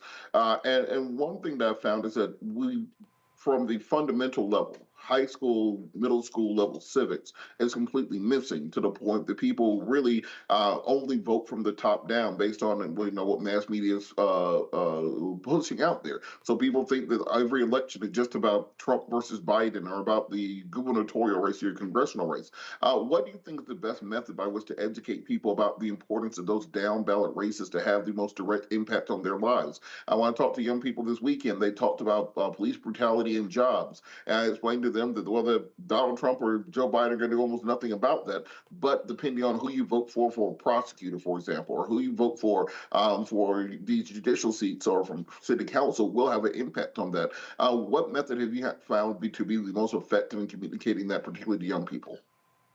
You're absolutely right. It's critically important that people understand the connectivity. One of the things that we start with, it goes back to what Roland mentioned, is we start with what's your vision for the change you want to see in your community, right? Starting there helps us to connect the dots.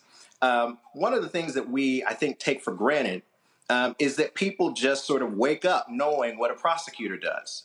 That people wake up knowing what the mayor does and knowing what kind of government they have in their city. Do they have a strong mayor form of government? Do they have a council manager form of government? I know these things because I grew up in a family that emphasized civic engagement. I grew up in a family that owned a restaurant in Dallas, and our restaurant was very much a hub of civic life in the. So that's how I came to know these things. But we don't have a space where we're actually doing that intensive education work, as you point out, from a young age, so that people understand what these roles mean and how they connect to their day-to-day lives. And that's part of the work that we must do. It's helping people to understand what is a prosecutor, what is a mayor, what is a police chief, who appoints whom, so that they can understand why the election is important. We often do the what, but not the why. We've got to do the why in order for people to really understand their power. Rebecca? Thanks so much for being here. I lead one of the largest campus civic engagement programs in the country that's nonpartisan. We work with about 4.5 million students right now. I was reflecting back to when I was in law school as you were talking. I was a part of the Black Law Student Association. So what type of support do you need, I guess, to have formal partnerships with law schools in order to get more students involved in this pipeline? That is a great question, and I'm so glad you asked it. We primarily right now work with BALSA chapters across the country, but we are actively working to systematize our relationship with law schools.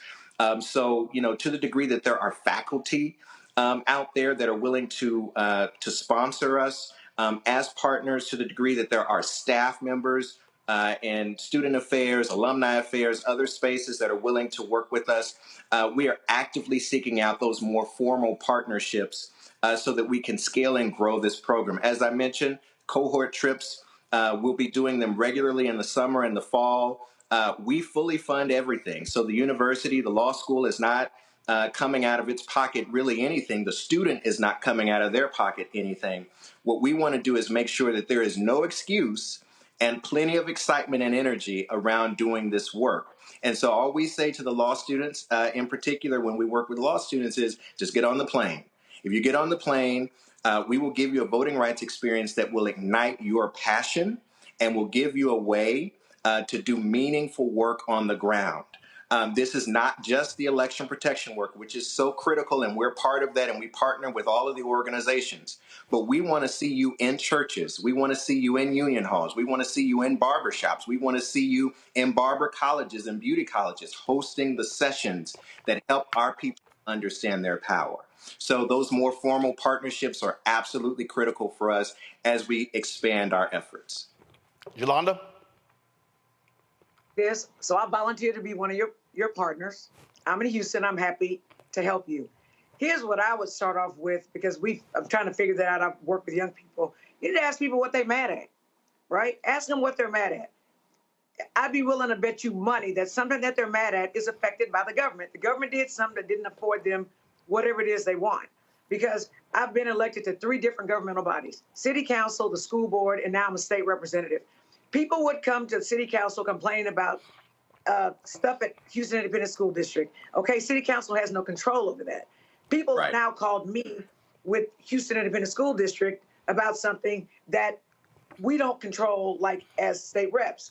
And so I actually filed a bill because I think local politics matters. That's what affects you the most. But I am convinced that legislators in Texas want a dumb electorate, because my bill goes nowhere, because it is important that when you turn 18, that you are registered to vote. So I actually filed a bill to opt out of being a registered voter rather than having to go register to be a voter. But apart from that, when you graduate from high school, when you turn 18, you're automatically registered to vote. And literally, I filed this bill as well to let you know what all the governmental entities are in your area. A MUD district, some people don't know what that is. City council, TERSs, whatever. So when you get angry at something, who do you need to go to complain about it? And so I will help you. People can come work in my office. But I will ask you, do you ever ask young people, what are you mad at?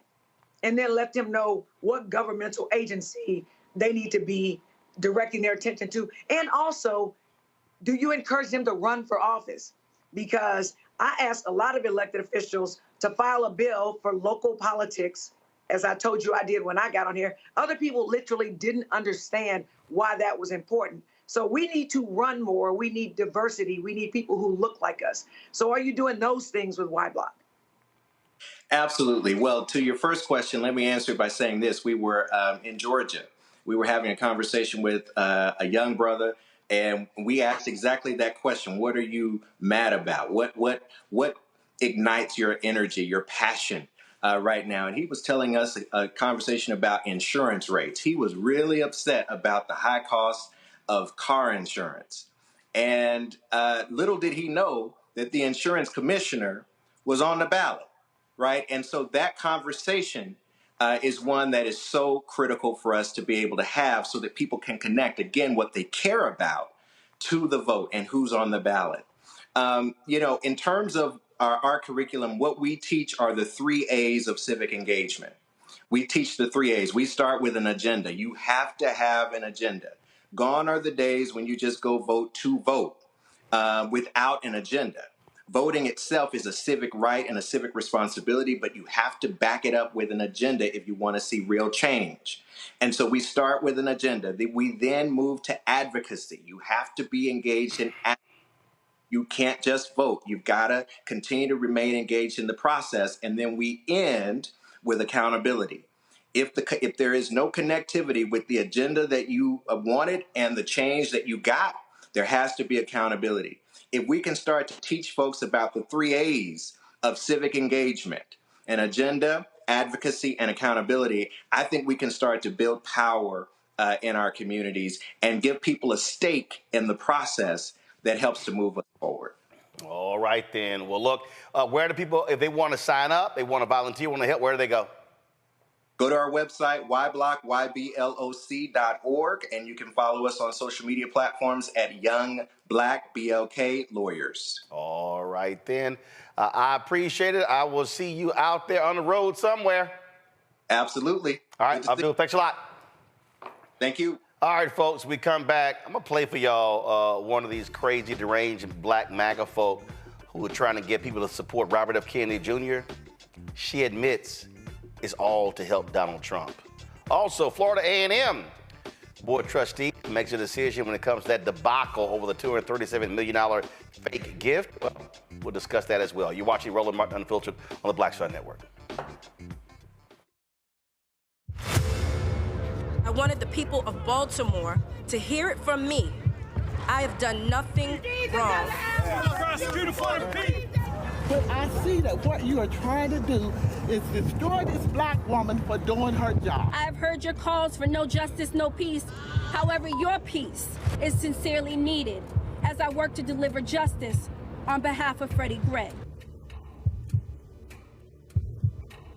Marilyn was a force to be reckoned with. I was assuming this was all because of Freddie Gray, but it actually is much deeper than that. Baltimore's top prosecutor, a woman named Marilyn Mosby, was indicted yesterday in the Eastern District of Maryland for perjury. Couldn't help but think about Donald Trump. This is what you got to deal with when you are a black woman fighting for just causes in America. Yeah, but just taking on the police, period. She's stepping on their toes. They want to cross her out of the system so she can't stand up for the preacher. Reached in the pool and grabbed me and pulled me out. Imagine if this were you. You would want people to stand in your corner. I lost my car. I lost my job. I lost my marriage. And I almost lost my mind for a little while. It's just so much right now, Lord, and I'm just saying, why are you putting all of this on me? I'm about to break.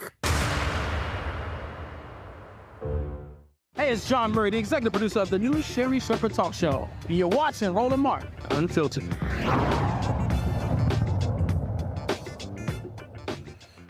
Now, folks, you got third-party candidates out there like Robert F. Kennedy. He's upset today because he's not included in any of the two presidential debates that Joe Biden and Donald Trump have agreed to. And what have I said to y'all repeatedly?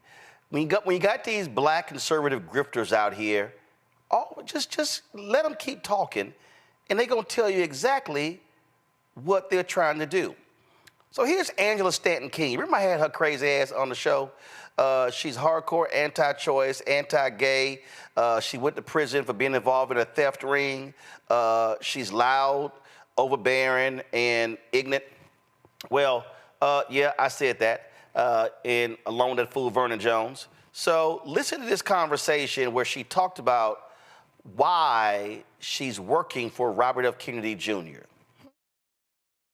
My fear is that they're going to stop at nothing to keep Trump from winning.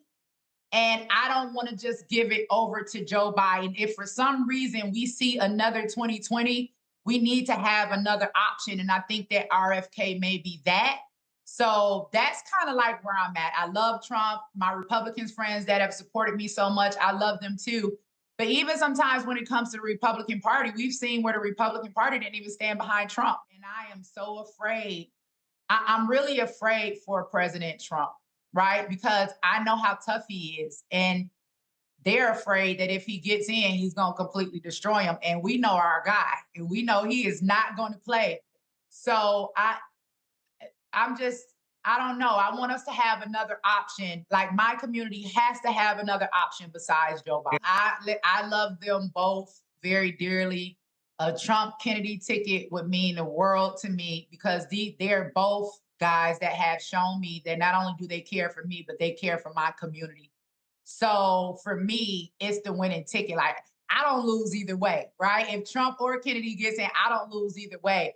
But for both of them to get in, to me, that would be a dream come true. And I don't know what those guys are doing. Trump hasn't picked a VP yet. And I'm thinking like, Trump still may want to, if Trump got in and Kennedy didn't, Trump still may want to pull Kennedy and make him, the director of health administration. Like, there are just so many options here, but I don't think that the Kennedy campaign and the Trump campaign are enemies. Right? I don't think so. We all want to liberate our country, and maybe we're going two different ways about it. But we're all about America, and we know that it's us against the Democrats. Either way it goes, it's the Republicans and the independents against the Democrat Party, and we've got to all unite, right? My fear is that they're. So what you got to understand here, we'll pull the pan up now. So we know what the real deal is. The bottom line is what folk like Angela Stanton King want black folks to do, Robert. They want them to get sucked into supporting the anti-vaxxer Robert F. Kennedy, the same Robert F. Kennedy who don't give a damn about the Palestinian people, and the same Robert F. Kennedy who frankly has said some absolutely crazy and outrageous stuff. And listen, if you putting yourself in the same sentence with Donald Trump, you damn sure ain't good for black folk. Well, I find it interesting. And Angel's a friend of mine also, but just to fully disclose. But I think that if you think about the constituency of an RFK, that he hurts Trump far more than Biden. If you're somebody who believes that Fauci should be arrested, you drink Monster Energy drinks every day, you have a live free or die tattoo somewhere on your body, you listen to the Joe Rogan podcast, 24/7, that's a Trump voter. And anywhere that Robert Kennedy is on the ballot, he's going to be pulling those votes away from Trump. Other than the Kennedy family name, that we've already seen the entirety of the living Kennedys disavow his candidacy, I'm not quite sure how exactly him being on the ballot would hurt Joe Biden. If anything, he'd be pulling those kind of conspiratorial votes, those far friend votes away from President Trump. And you've even seen President Trump tweeting to Republicans saying not to support Kennedy because he fears that it will be coming directly from his base. So if you're somebody who supports, worms in the brain, eating little pieces of it, I don't think you're going to be on board to vote for the Democratic agenda regardless. And so I think that this may be a situation where you're hoisted by your own petard, where they're attempting to do 3D chess to hurt Biden, but they end up actually hurting Trump. I'm laughing here, Rebecca, because somebody else posted this. I guess Angela was on some Spaces or whatever. She out of space, and was whining and complaining because she was desperately trying to get a job with the Trump campaign, but they wouldn't hire her. And they kept making excuses. And then this is the line right here. If you want to understand how all these folks are crazy, her included, Robert's friend, King met RFK Jr. through her really good friend, Dr. Simone Gold, convicted insurrectionist, Mike Flynn's Reawaken America Tour fellow speaker and anti-vax COVID propagandist. Then she said, King switched her voter registration to independent because being a Republican was affecting her tax-exempt anti-choice organization, and it was, quote, hurting her brand. Oh, but I thought you were a person of conviction. And then again, she complained that, again, Trump wouldn't hire her. I kept saying, King repeatedly reached out to the Trump campaign asking to be paid as a consultant. I kept saying, hey guys, I really would love to work for Trump and help him with his black engagement, but I was shut out. First of all, girl, ain't no black people listening to your ass. But then she goes on this Spaces, after 45 days of the back and forth with the Trump campaign, King accepted RFK Jr.'s offer. So basically, she admits to being a grifter. I mean, no offense to Robert and his little friend. I can't take her seriously. Like, Roland, I know you don't like covering Real Housewives on your show, but I can't take her seriously ever since the Real Housewives of Atlanta scandal that she had with Phaedra Parks, right? She is somebody who just shows up every once in a while to figure out what is the latest grift, how can she make money, how can she get some type of media attention, because unfortunately for people like her, any attention is good attention, and that's what she's trying to get here. Here's the bottom line. I don't know any black people who's going to listen to Angela Stanton on who she's voting for, who she's supporting, and whatever her strategy that she think is strategy, even though we all know that is not strategy. I mean, this is a bunch of nothing. Like, she could just go on just like her non-best-selling book. But what kills me are these grifters who love to try to talk about, oh, so-and-so on the plantation, so-and-so this, so-and-so that. Jolanda, she kissed more Trump ass than anybody else in Black America for 4 years, and the man still wouldn't hire her. That was a lot of ass, Roland. And let me tell you this. You said no offense to Robert. Oh, yeah, I take offense to it. Because these are the kind of black people I'm gonna leave my friend that alone. Trump and Kennedy pick. Buffoons. I mean, she's like 2.0 of, was it Silky and whatever those idiots were. I mean, why is it that people like Trump and people like Kennedy take idiot black people?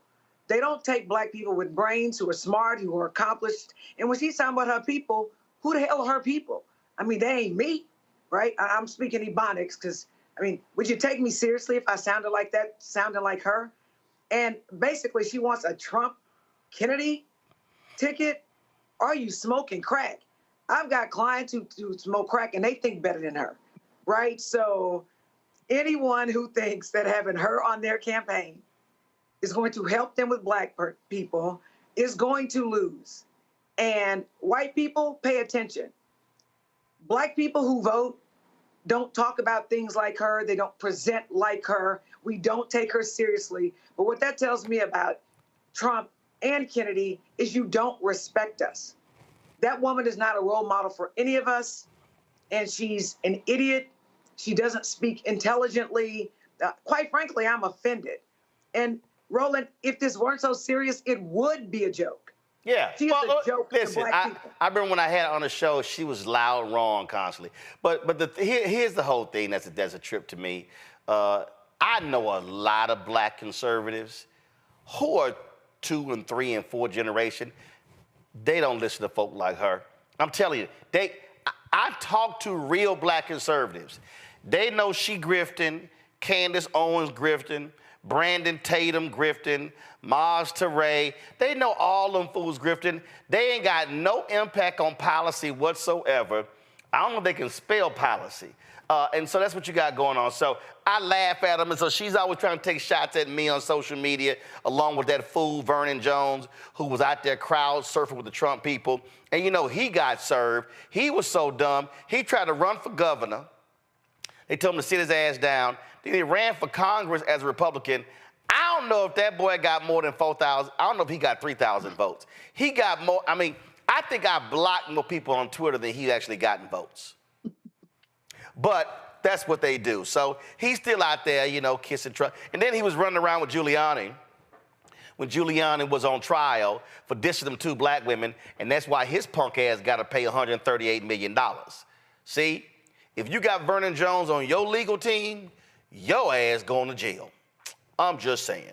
All right, y'all. Ain't nobody going to jail at Florida A&M, but I still don't understand what they're doing. So today, the board of trustees had a meeting, y'all. Talk about this debacle, this $237 million fake-ass gift that came their way.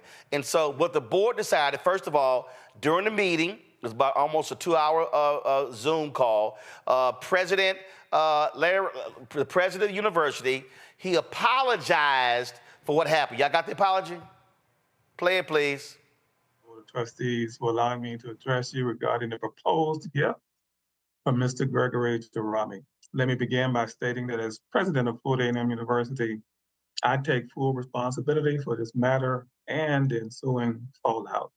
I apologize to this board, the Foundation Board of Directors, our students and their families, our faculty, staff, alumni, and friends who have worked so hard with us over the past several years to elevate Florida A&M University to its current status as the #1 public HBCU and the rank of 91 in national public institutions in America, according to U.S. News and World Report. It is because of you and a dedicated and committed team of individuals who come to work every day to tend to the welfare of our students and perform their work consistent with our core values of accountability, inclusion, innovation, and integrity.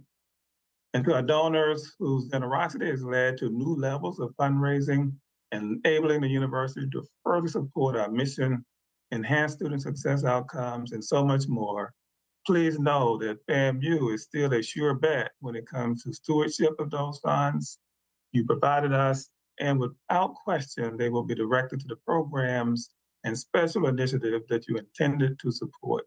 Your investments have made and will continue to yield positive outcomes for many years for Florida A&M University.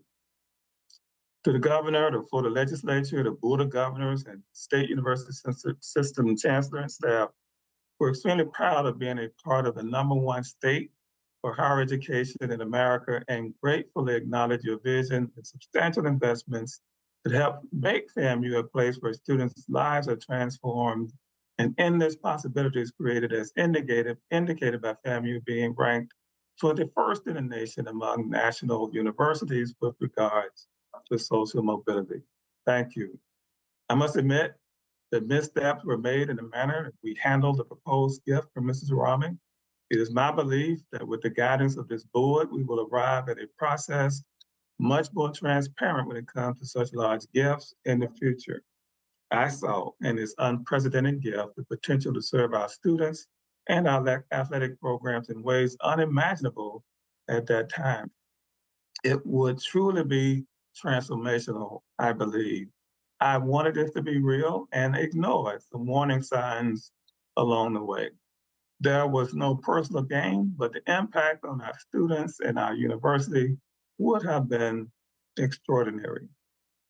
However, last Wednesday, I received information suggesting that all was not what it appeared. I immediately contacted Chair Hopper and VP Dr. Friday Stroud and informed them that the engagement with Mr. Durrami should cease, and we all agreed. For the record, I must note that I did not inform Chair Hopper of the gift, nor did I inform Chair LeBou of the Foundation Board of Directors, the chair of the Foundation Board of Directors, prior to the commencement program on Saturday, May the 4th. I owe a sincere apology to Chair Hopper, who happened to be at commencement and was asked to pose for pictures with Mr. Durrami, not knowing about this whole event or affair. It was reported, by the way, in error, that she knew of the plans, that she did not. My oversight is in no way a reflection of her integrity and diligence. I was determined to honor a non-disclosure agreement that, if violated, I thought would jeopardize this transformational donation. The public announcement at commencement was premature at best, and I apologize to all who witnessed it and shared their joy and jubilation in the Lawson Center and in places through which the ceremony was streamed. In a gesture of good faith and accountability, Dr. Shante Friday Stroud, our Vice President for Advancement and the Executive Director of the Foundation, has decided to step down from her advancement role to focus on her duties at the School of Business and Industry. I've accepted her resignation, and I am thankful for her excellent work in boosting our fundraising to new heights. Her decision shows her dedication to transparency as we move forward. In the meantime, Dr. Donald Palm, our Executive Vice President and Chief Operating Officer, will serve as Interim Vice President for Advancement while discussions are underway as we speak with the Association of Governing Boards, AGPE, for a longer-term interim. We will then look at a new full-time dedicated Vice President of Advancement as we review our processes, working closely with this board and the FAMU Foundation Board of Directors. I thank all of you for your commitments to this institution. Our motto has long been excellence for caring, and we will continue to pursue excellence in all that we do here at Florida A&M University.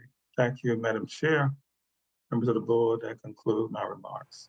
So what the board then did was they voted to hire an outside group to get to the bottom of what happened in this whole thing. Okay, I'm sorry. This is completely dumb to me. First of all, there have been numerous news stories that have laid out that there were a limited number of people who were involved in this. Why do you need to hire an outside agency to spend money to produce a report to figure out what happened here? Hell, that's real damn easy. That's literally to sit here and say, President Robinson, when did you first get a phone call or contact from this Durrami individual? Okay, Stroud. Who else has been involved in this?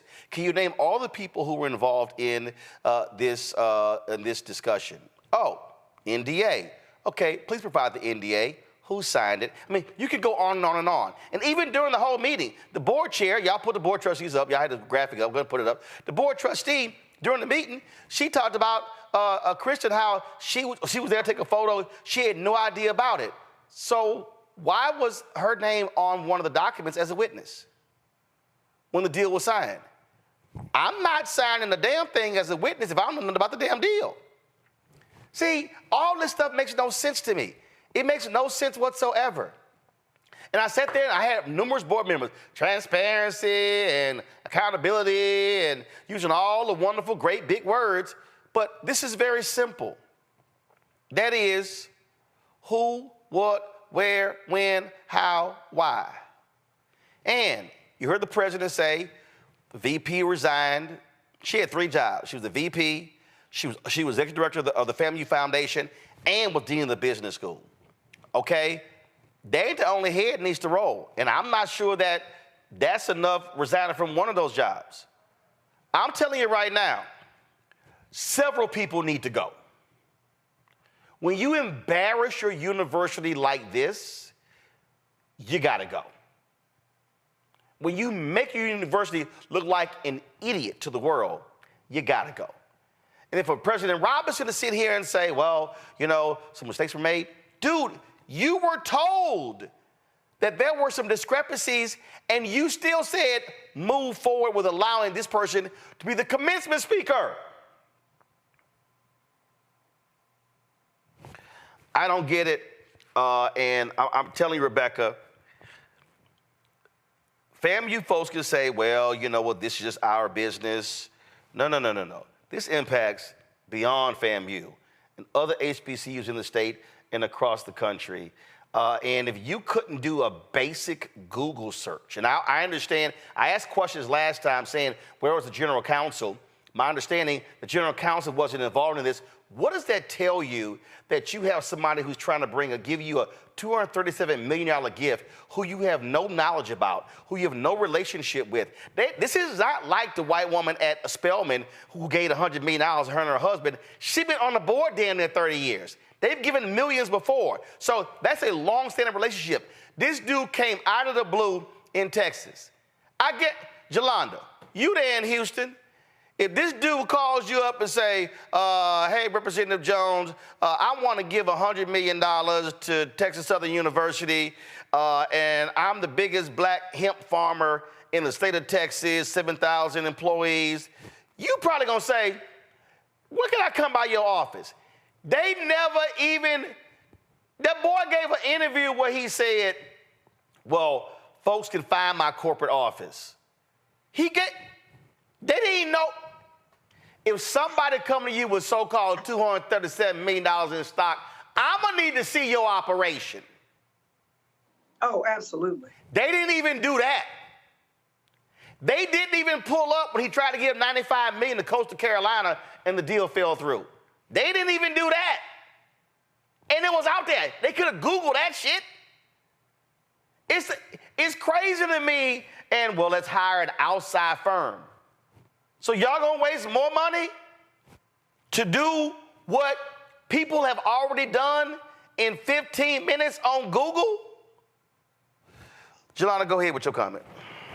So this is what I'm saying. If somebody wants to give you that large a gift, which I believe would have been the largest gift to an HBCU, you've got to understand that you are representing all HBCUs, quite frankly. People are going to judge other HBCUs based on how you do this. So I'm going to call them in. I'm going to have my general counsel there, even though I happen to be a lawyer. You stupid if you're your own lawyer. I'm going to want to know the source of the funds. I want to know if you're a legitimate person, because people are going to scrutinize a gift of this size. They just are. And for the board not to know, or I don't know, did they know? Because Roland. No, board didn't know. Board had no idea. The foundation had no idea. The president said, I was abide by an NDA. Just because you sign an NDA don't mean you don't talk to your bosses. And if you have an NDA, if there's a valid NDA, why did he bring it up at the commencement, right? You got to ask those questions. And so I think it's a very bad look for HBCUs. And I agree with you, Roland. A bunch of heads need to roll. And because clearly there's a system in place at FAMU that doesn't know how to vet, I guess, legitimate donations or not. And we don't know that. So I hate that it happened. I hate it especially. It's sort of like when we realized that the DC shooter was black. We were like, damn, when we start shooting people like that, right? Because that's normally not what we do. If we get the opportunity to be the first of something with a donation like this, we need to make sure we have all the people in the room. How's the money going to be spent? How's it going to be allocated? How much do we get each year? Oh, no. They did all that. Here's the thing. They had this whole thing laid out how it's going to be spent over the 10 years. That ain't the problem. The man said, I'm going to give y'all $237,750,000 in stock in my company, and I'm valuing the 14 million shares at $15.85. First thing I'm saying is, wear your company. I need to see it. Don't send me some paperwork that you sent. I ain't trusting that. What the heck? They literally accepted on face value everything that man said and sent, and nobody looked. The man had an issue with domestic violence against his ex-wife. Exactly. He got all that's public record. They didn't even do a basic public record search on this dude. But Roland, the value of stock can fall. No, the value of stock not even the value of stock can fall. That shit could have been some penny stocks. That could. That's exactly my point. What is the value? It could have been a fake company, which we now know it is. So that's exactly my point. Basic things that people could have looked up, they didn't. If you've ever, people lose big in the stock market. The stock market is designed for most people to lose. But here's the whole deal. Like going to a casino. I could understand if it's real stock. It wasn't even real stock, Rebecca. It's a fictitious company. They got fictitious stocks in a fictitious company, and nobody had the common sense to say, can we pay a visit to his corporate office so we can actually see for ourselves? He claimed he got 7,000 contract workers. Rebecca, Jolanda's there in Houston. I'm from Houston. There's no way in hell you could be a 30-year-old black man who is the most successful hemp farmer in Texas, and nobody else black know. In fact, if you Florida A&M, you should have said, hold on. Texas Southern University, y'all ever heard this dude? Nope. Okay. Prairie View A&M University, y'all ever heard of this dude? Okay. Houston Tillerson, y'all are in Austin. Y'all ever heard of this dude? No. Paul Quinn. Y'all are in Dallas. Y'all ever heard of this dude? No. Okay. Wiley College. Have y'all ever heard of this dude? They could have called How this boy from Texas, and he called Florida, he's supposedly based in Austin. It's a black college on the other side of the freeway. But he called Florida A&M. He skipped over every black college in Texas to call Florida A&M, and nobody in Florida A&M thought to call the HBCUs in Texas and said, have y'all ever heard of Gregory Jerami, a 30-year-old hemp farmer who claims that he wants to give us $237 million? Rebecca, go ahead. I can't. Go on. So here's the thing. This is not an HBCU issue. This is a FAMU issue. And it pains me to say that. I have a lot of friends who are part of the FAMU, right? But this is embarrassing for them. I mean, I work with high value donors all the time. And whenever my organization, other organizations that I've been a part of have received large gifts, and $237 million is a large gift, there is a third-party intermediary that's a part of that conversation, because even when it comes time to transfer either the stocks or to transfer the actual money, it's not just you talking to the principal and then that's it. There's teams, and for a gift that large, even the donor will have attorneys, financiers, assistants. There are other people in this process. It's not just someone just showing up either by Zoom, or I don't even know if it was an in-person meeting with FAMU. So it's very disconcerting that FAMU failed for the banana in the tailpipe. I don't understand how this happens. And then when I Googled him, I know it's wrong to judge a book by its cover, but when I Googled him and saw his picture, my immediate thought was, I know you effing lying. Girl, are you serious? Girl, listen. When FAMU posted that photo, then they took everything down. When they posted that photo, I saw him in them sharecropper boots. I was like, boy, that's how. Right. You mean to tell me Ebony, Black Enterprise. You're trying to tell me all of these Black magazines don't have him on the cover, talking about how he is the youngest multi-millionaire self-made in this country. So this is not a story. He would not have been on the Breakfast Club. He would not have been featured in the Griot. There's so many other steps. We would have known if he was worth that much. Hold up. We ain't even talking. We ain't even talking Black Enterprise. The Shade Room. Not now. Black newspaper in Texas, because he ain't real. First of all, I'm sorry. I know appearances are not everything, but ain't no way in hell. Now, I done 22 commencements. Ain't no way in hell somebody rolling up to my commencement dressed like this and trying to convince me they ass got me. And for all those who say I'm sorry, I ain't in the same jeans. I'm not dissing farmers. I'm not dissing black cowboys. All I'm saying is you gotta have some common sense. If somebody called out the blue, I mean, nobody Googled, and they said the vetting process was 6 months. What y'all do for 6 months? When people found this stuff out in 20 minutes. Okay. Y'all done? I'm sorry. Roland, look, I know that we see pictures of white billionaires who are just walking around with dirty jeans and wear the same black t-shirt every single day. I get it, but let's just take a step back. Let's think about how Black folks do things. This isn't about white billionaires or white high value people. Black people still do things a certain way. Yeah. So whether or not you are a high value, you don't show up like we ain't coming to convention in some Wranglers. Right, and that's not saying that you have to absolutely be. Don't look clean. We ain't doing that. Yeah, that doesn't mean you have to be in designer gear from head to toe. No, we ain't doing it. Saying that has to be name brand, but you do not present like that. I'm just saying. Should go.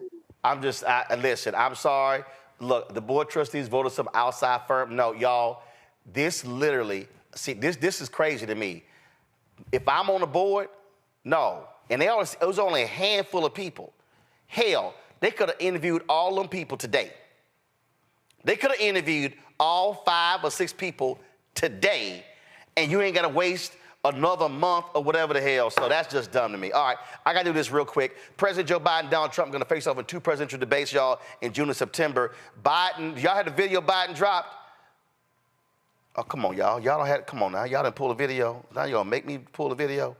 All right, so Joe Biden dropped this video this morning, y'all. Throwing down, challenging Donald Trump. Let me go ahead and get it queued up, please. So, kill that video. I'm ready. Here we go. Listen to this. Donald Trump lost 2 debates to me in 2020. And since then, he hadn't shown up for debate. Now he's acting like he wants to debate me again. Well, make my day, pal. I'll even do it twice. So let's pick the dates, Donald. I hear you're free on Wednesdays. Donald Trump lost 2 debates to me. All right, so here's what happened. So threw it out there. CNN's going to do 1 in June. Somebody's doing 1 in September. It don't matter. Here's the problem. ABC is going to do it in September. Y'all, here's the problem. That screws Virginia State University. So by ignoring the Presidential Debate Commission, Virginia State University was selected as the first HBCU in history to be selected to host a presidential debate. Now it's not going to happen because Biden sent a letter to the Commission on Presidential Debates indicating that he would not participate in the committee's announced debate dates, but should instead participate in debates hosted by news organizations. Owen Williams Dandridge, the Assistant Vice President for Communications, Virginia State University, released this statement. Virginia State University is disappointed to hear media reports suggesting that U.S. presidential candidates may not participate in the scheduled October 1st, 2024 debate at VSU. A presidential debate at VSU is a huge win, not only for our students in the campus community, but for the greater community in general. As the first historically black college or university to ever selected to host a general election U.S. presidential debate, VSU recognizes the event's significance and welcomes the opportunity to contribute to the democratic process. We will continue to work closely with the Commission on Presidential Debates and their stakeholders as we assess this situation. The university will continue to provide updates and further details as they become available. Now, to host this stuff, y'all got to raise a lot of money, and they were raising the money. And so here's what needs to happen, President Biden. You need to say, okay, you and Trump have agreed to one on CNN in June 27th, and then one in September on ABC. You need to say, President Biden, we're going to do one of these debates at Virginia State University. Now, all these other rules, no crowd, cut mics off, all that sort of stuff, that's fine. But the reality is, it should be at an HBCU. Plus, it should be in Virginia, because you're going to need Virginia to win. And so this, to me, is one of these things that I don't care about the damn networks, okay? And y'all doing this crap with first of all with the white networks anyway. It needs to be one of these debates, Yolanda, needs to be at Virginia State, and President Biden needs to say, Trump, since you love claiming you did stuff for HBCUs, debate me at an HBCU and Virginia State. So I absolutely agree with you. I think it is disrespectful to black people. It's disrespectful to young people. And the debate was already set. So you're stopping what you already agreed to. And this is just one more example of how the white leaders of the Democratic Party absolutely take us for granted, us being black people. I'm going to say it. I didn't stutter. And they break deals with us, and they just expect for us to vote for them. Well, actually, no, hold on. Biden did not agree to this debate. The Presidential Commission on Debates picked 3 locations. They picked three locations of presidential debates, one for the vice president. And so the party had already said they didn't want to participate. Biden then announced today not participating in their debates. So he had not agreed to participate in those debates. Today, he said, I'm not participating. What I'm saying is, even though the commission has chose those locations, and even if both candidates say they're not participating because of the commission's rules, they still are going to debate. And I'm saying, tell the news organizations, hey, ABC, CNN's already said it's going to be at their studios in Atlanta. Okay, then the ABC one, they should say, ABC will do it, but do it at Virginia State. But that's what I'm saying, Roland. First of all, if they picked Virginia, then they should do it in Virginia. But APC can put their cameras up in Virginia. Right, NBC, right. Whoever, right. CNN, whoever, they can do that. What I'm saying is the black vote is super important to Democrats winning. And it's yet one more example where we have black excellence. There are not a lot of HBCUs. Biden has a whole part of his campaign or part of his office that's devoted, or at least they say so, to black Greeks, to HBCUs. So put your money where your mouth is, put your actions where your mouth is. And since you've given a little, was that John Wayne, whoever he was, in his little commercial that he just put out, then you need to use that vigor and that determination to make sure that at least one of the 2 debates that you agreed to is at that particular HBCU. I am extremely disappointed in what he did. And again, and I'm going to keep saying this, I'm not just going to give my vote to people who overlook me. He needs to honor that debate. He needs to honor one of the 2. And the truth is, Trump talked about how he's trying to get black people too. So if y'all do what y'all supposed to do at these debates, then it should be at an HBCU, and it should be at that HBCU, and then show us what you got so that we can make a good decision. Rebecca.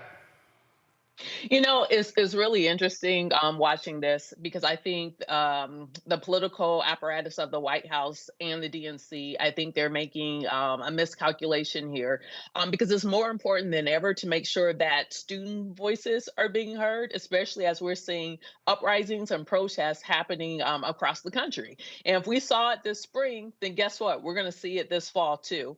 And so even with the 3 scheduled debates from the Presidential Commission, it was on 3 college campuses. And I think that's very important. But the second miscalculation that I'm seeing this week is the DNC floating out the idea of making the convention in Chicago partially virtual, as if they're trying to do it to cut down on the likelihood of disruptions and protests from those who are demanding ceasefire from this Biden administration. So I think the Biden-Harris administration really need to listen to their base, because this isn't going to go over well. And quite frankly, they can't lose any more of their base if they hope to win come November.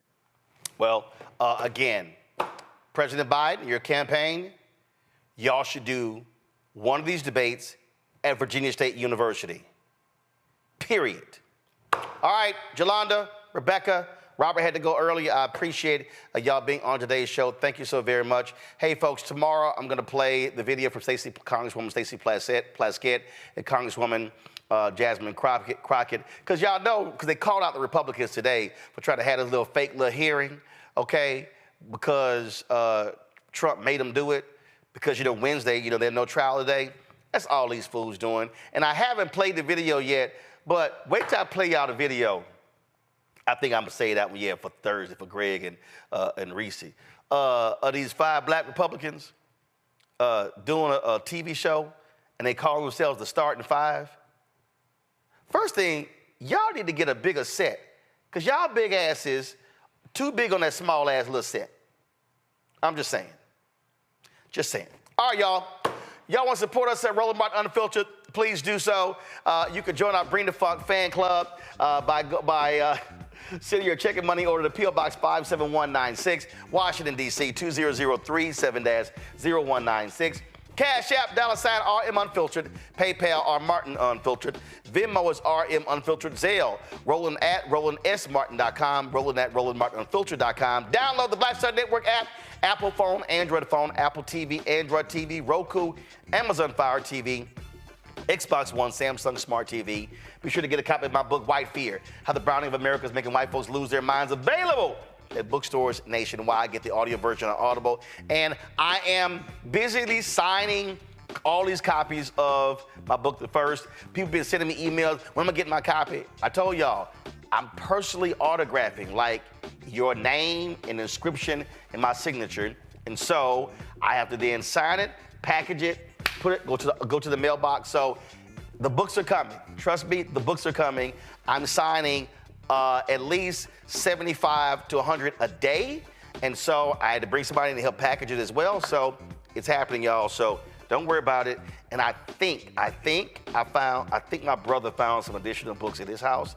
He's trying to count for me. So when I go to Houston in a week, I'm about to be able to pick those up. So I think we might have like about 100 that I found. But we've taken the book off of the website because we've sold out of what I have here, but I'm having him check, my parents check, in my other house, my other house in Dallas, to make sure that because again, I'm selling all the copies. I'm not printing any more copies of The First, and so I'll let y'all know if I find any of the copies. So I ain't Amazon, where it's gonna be y'all next day. So I'm signing them, so you're gonna get the books.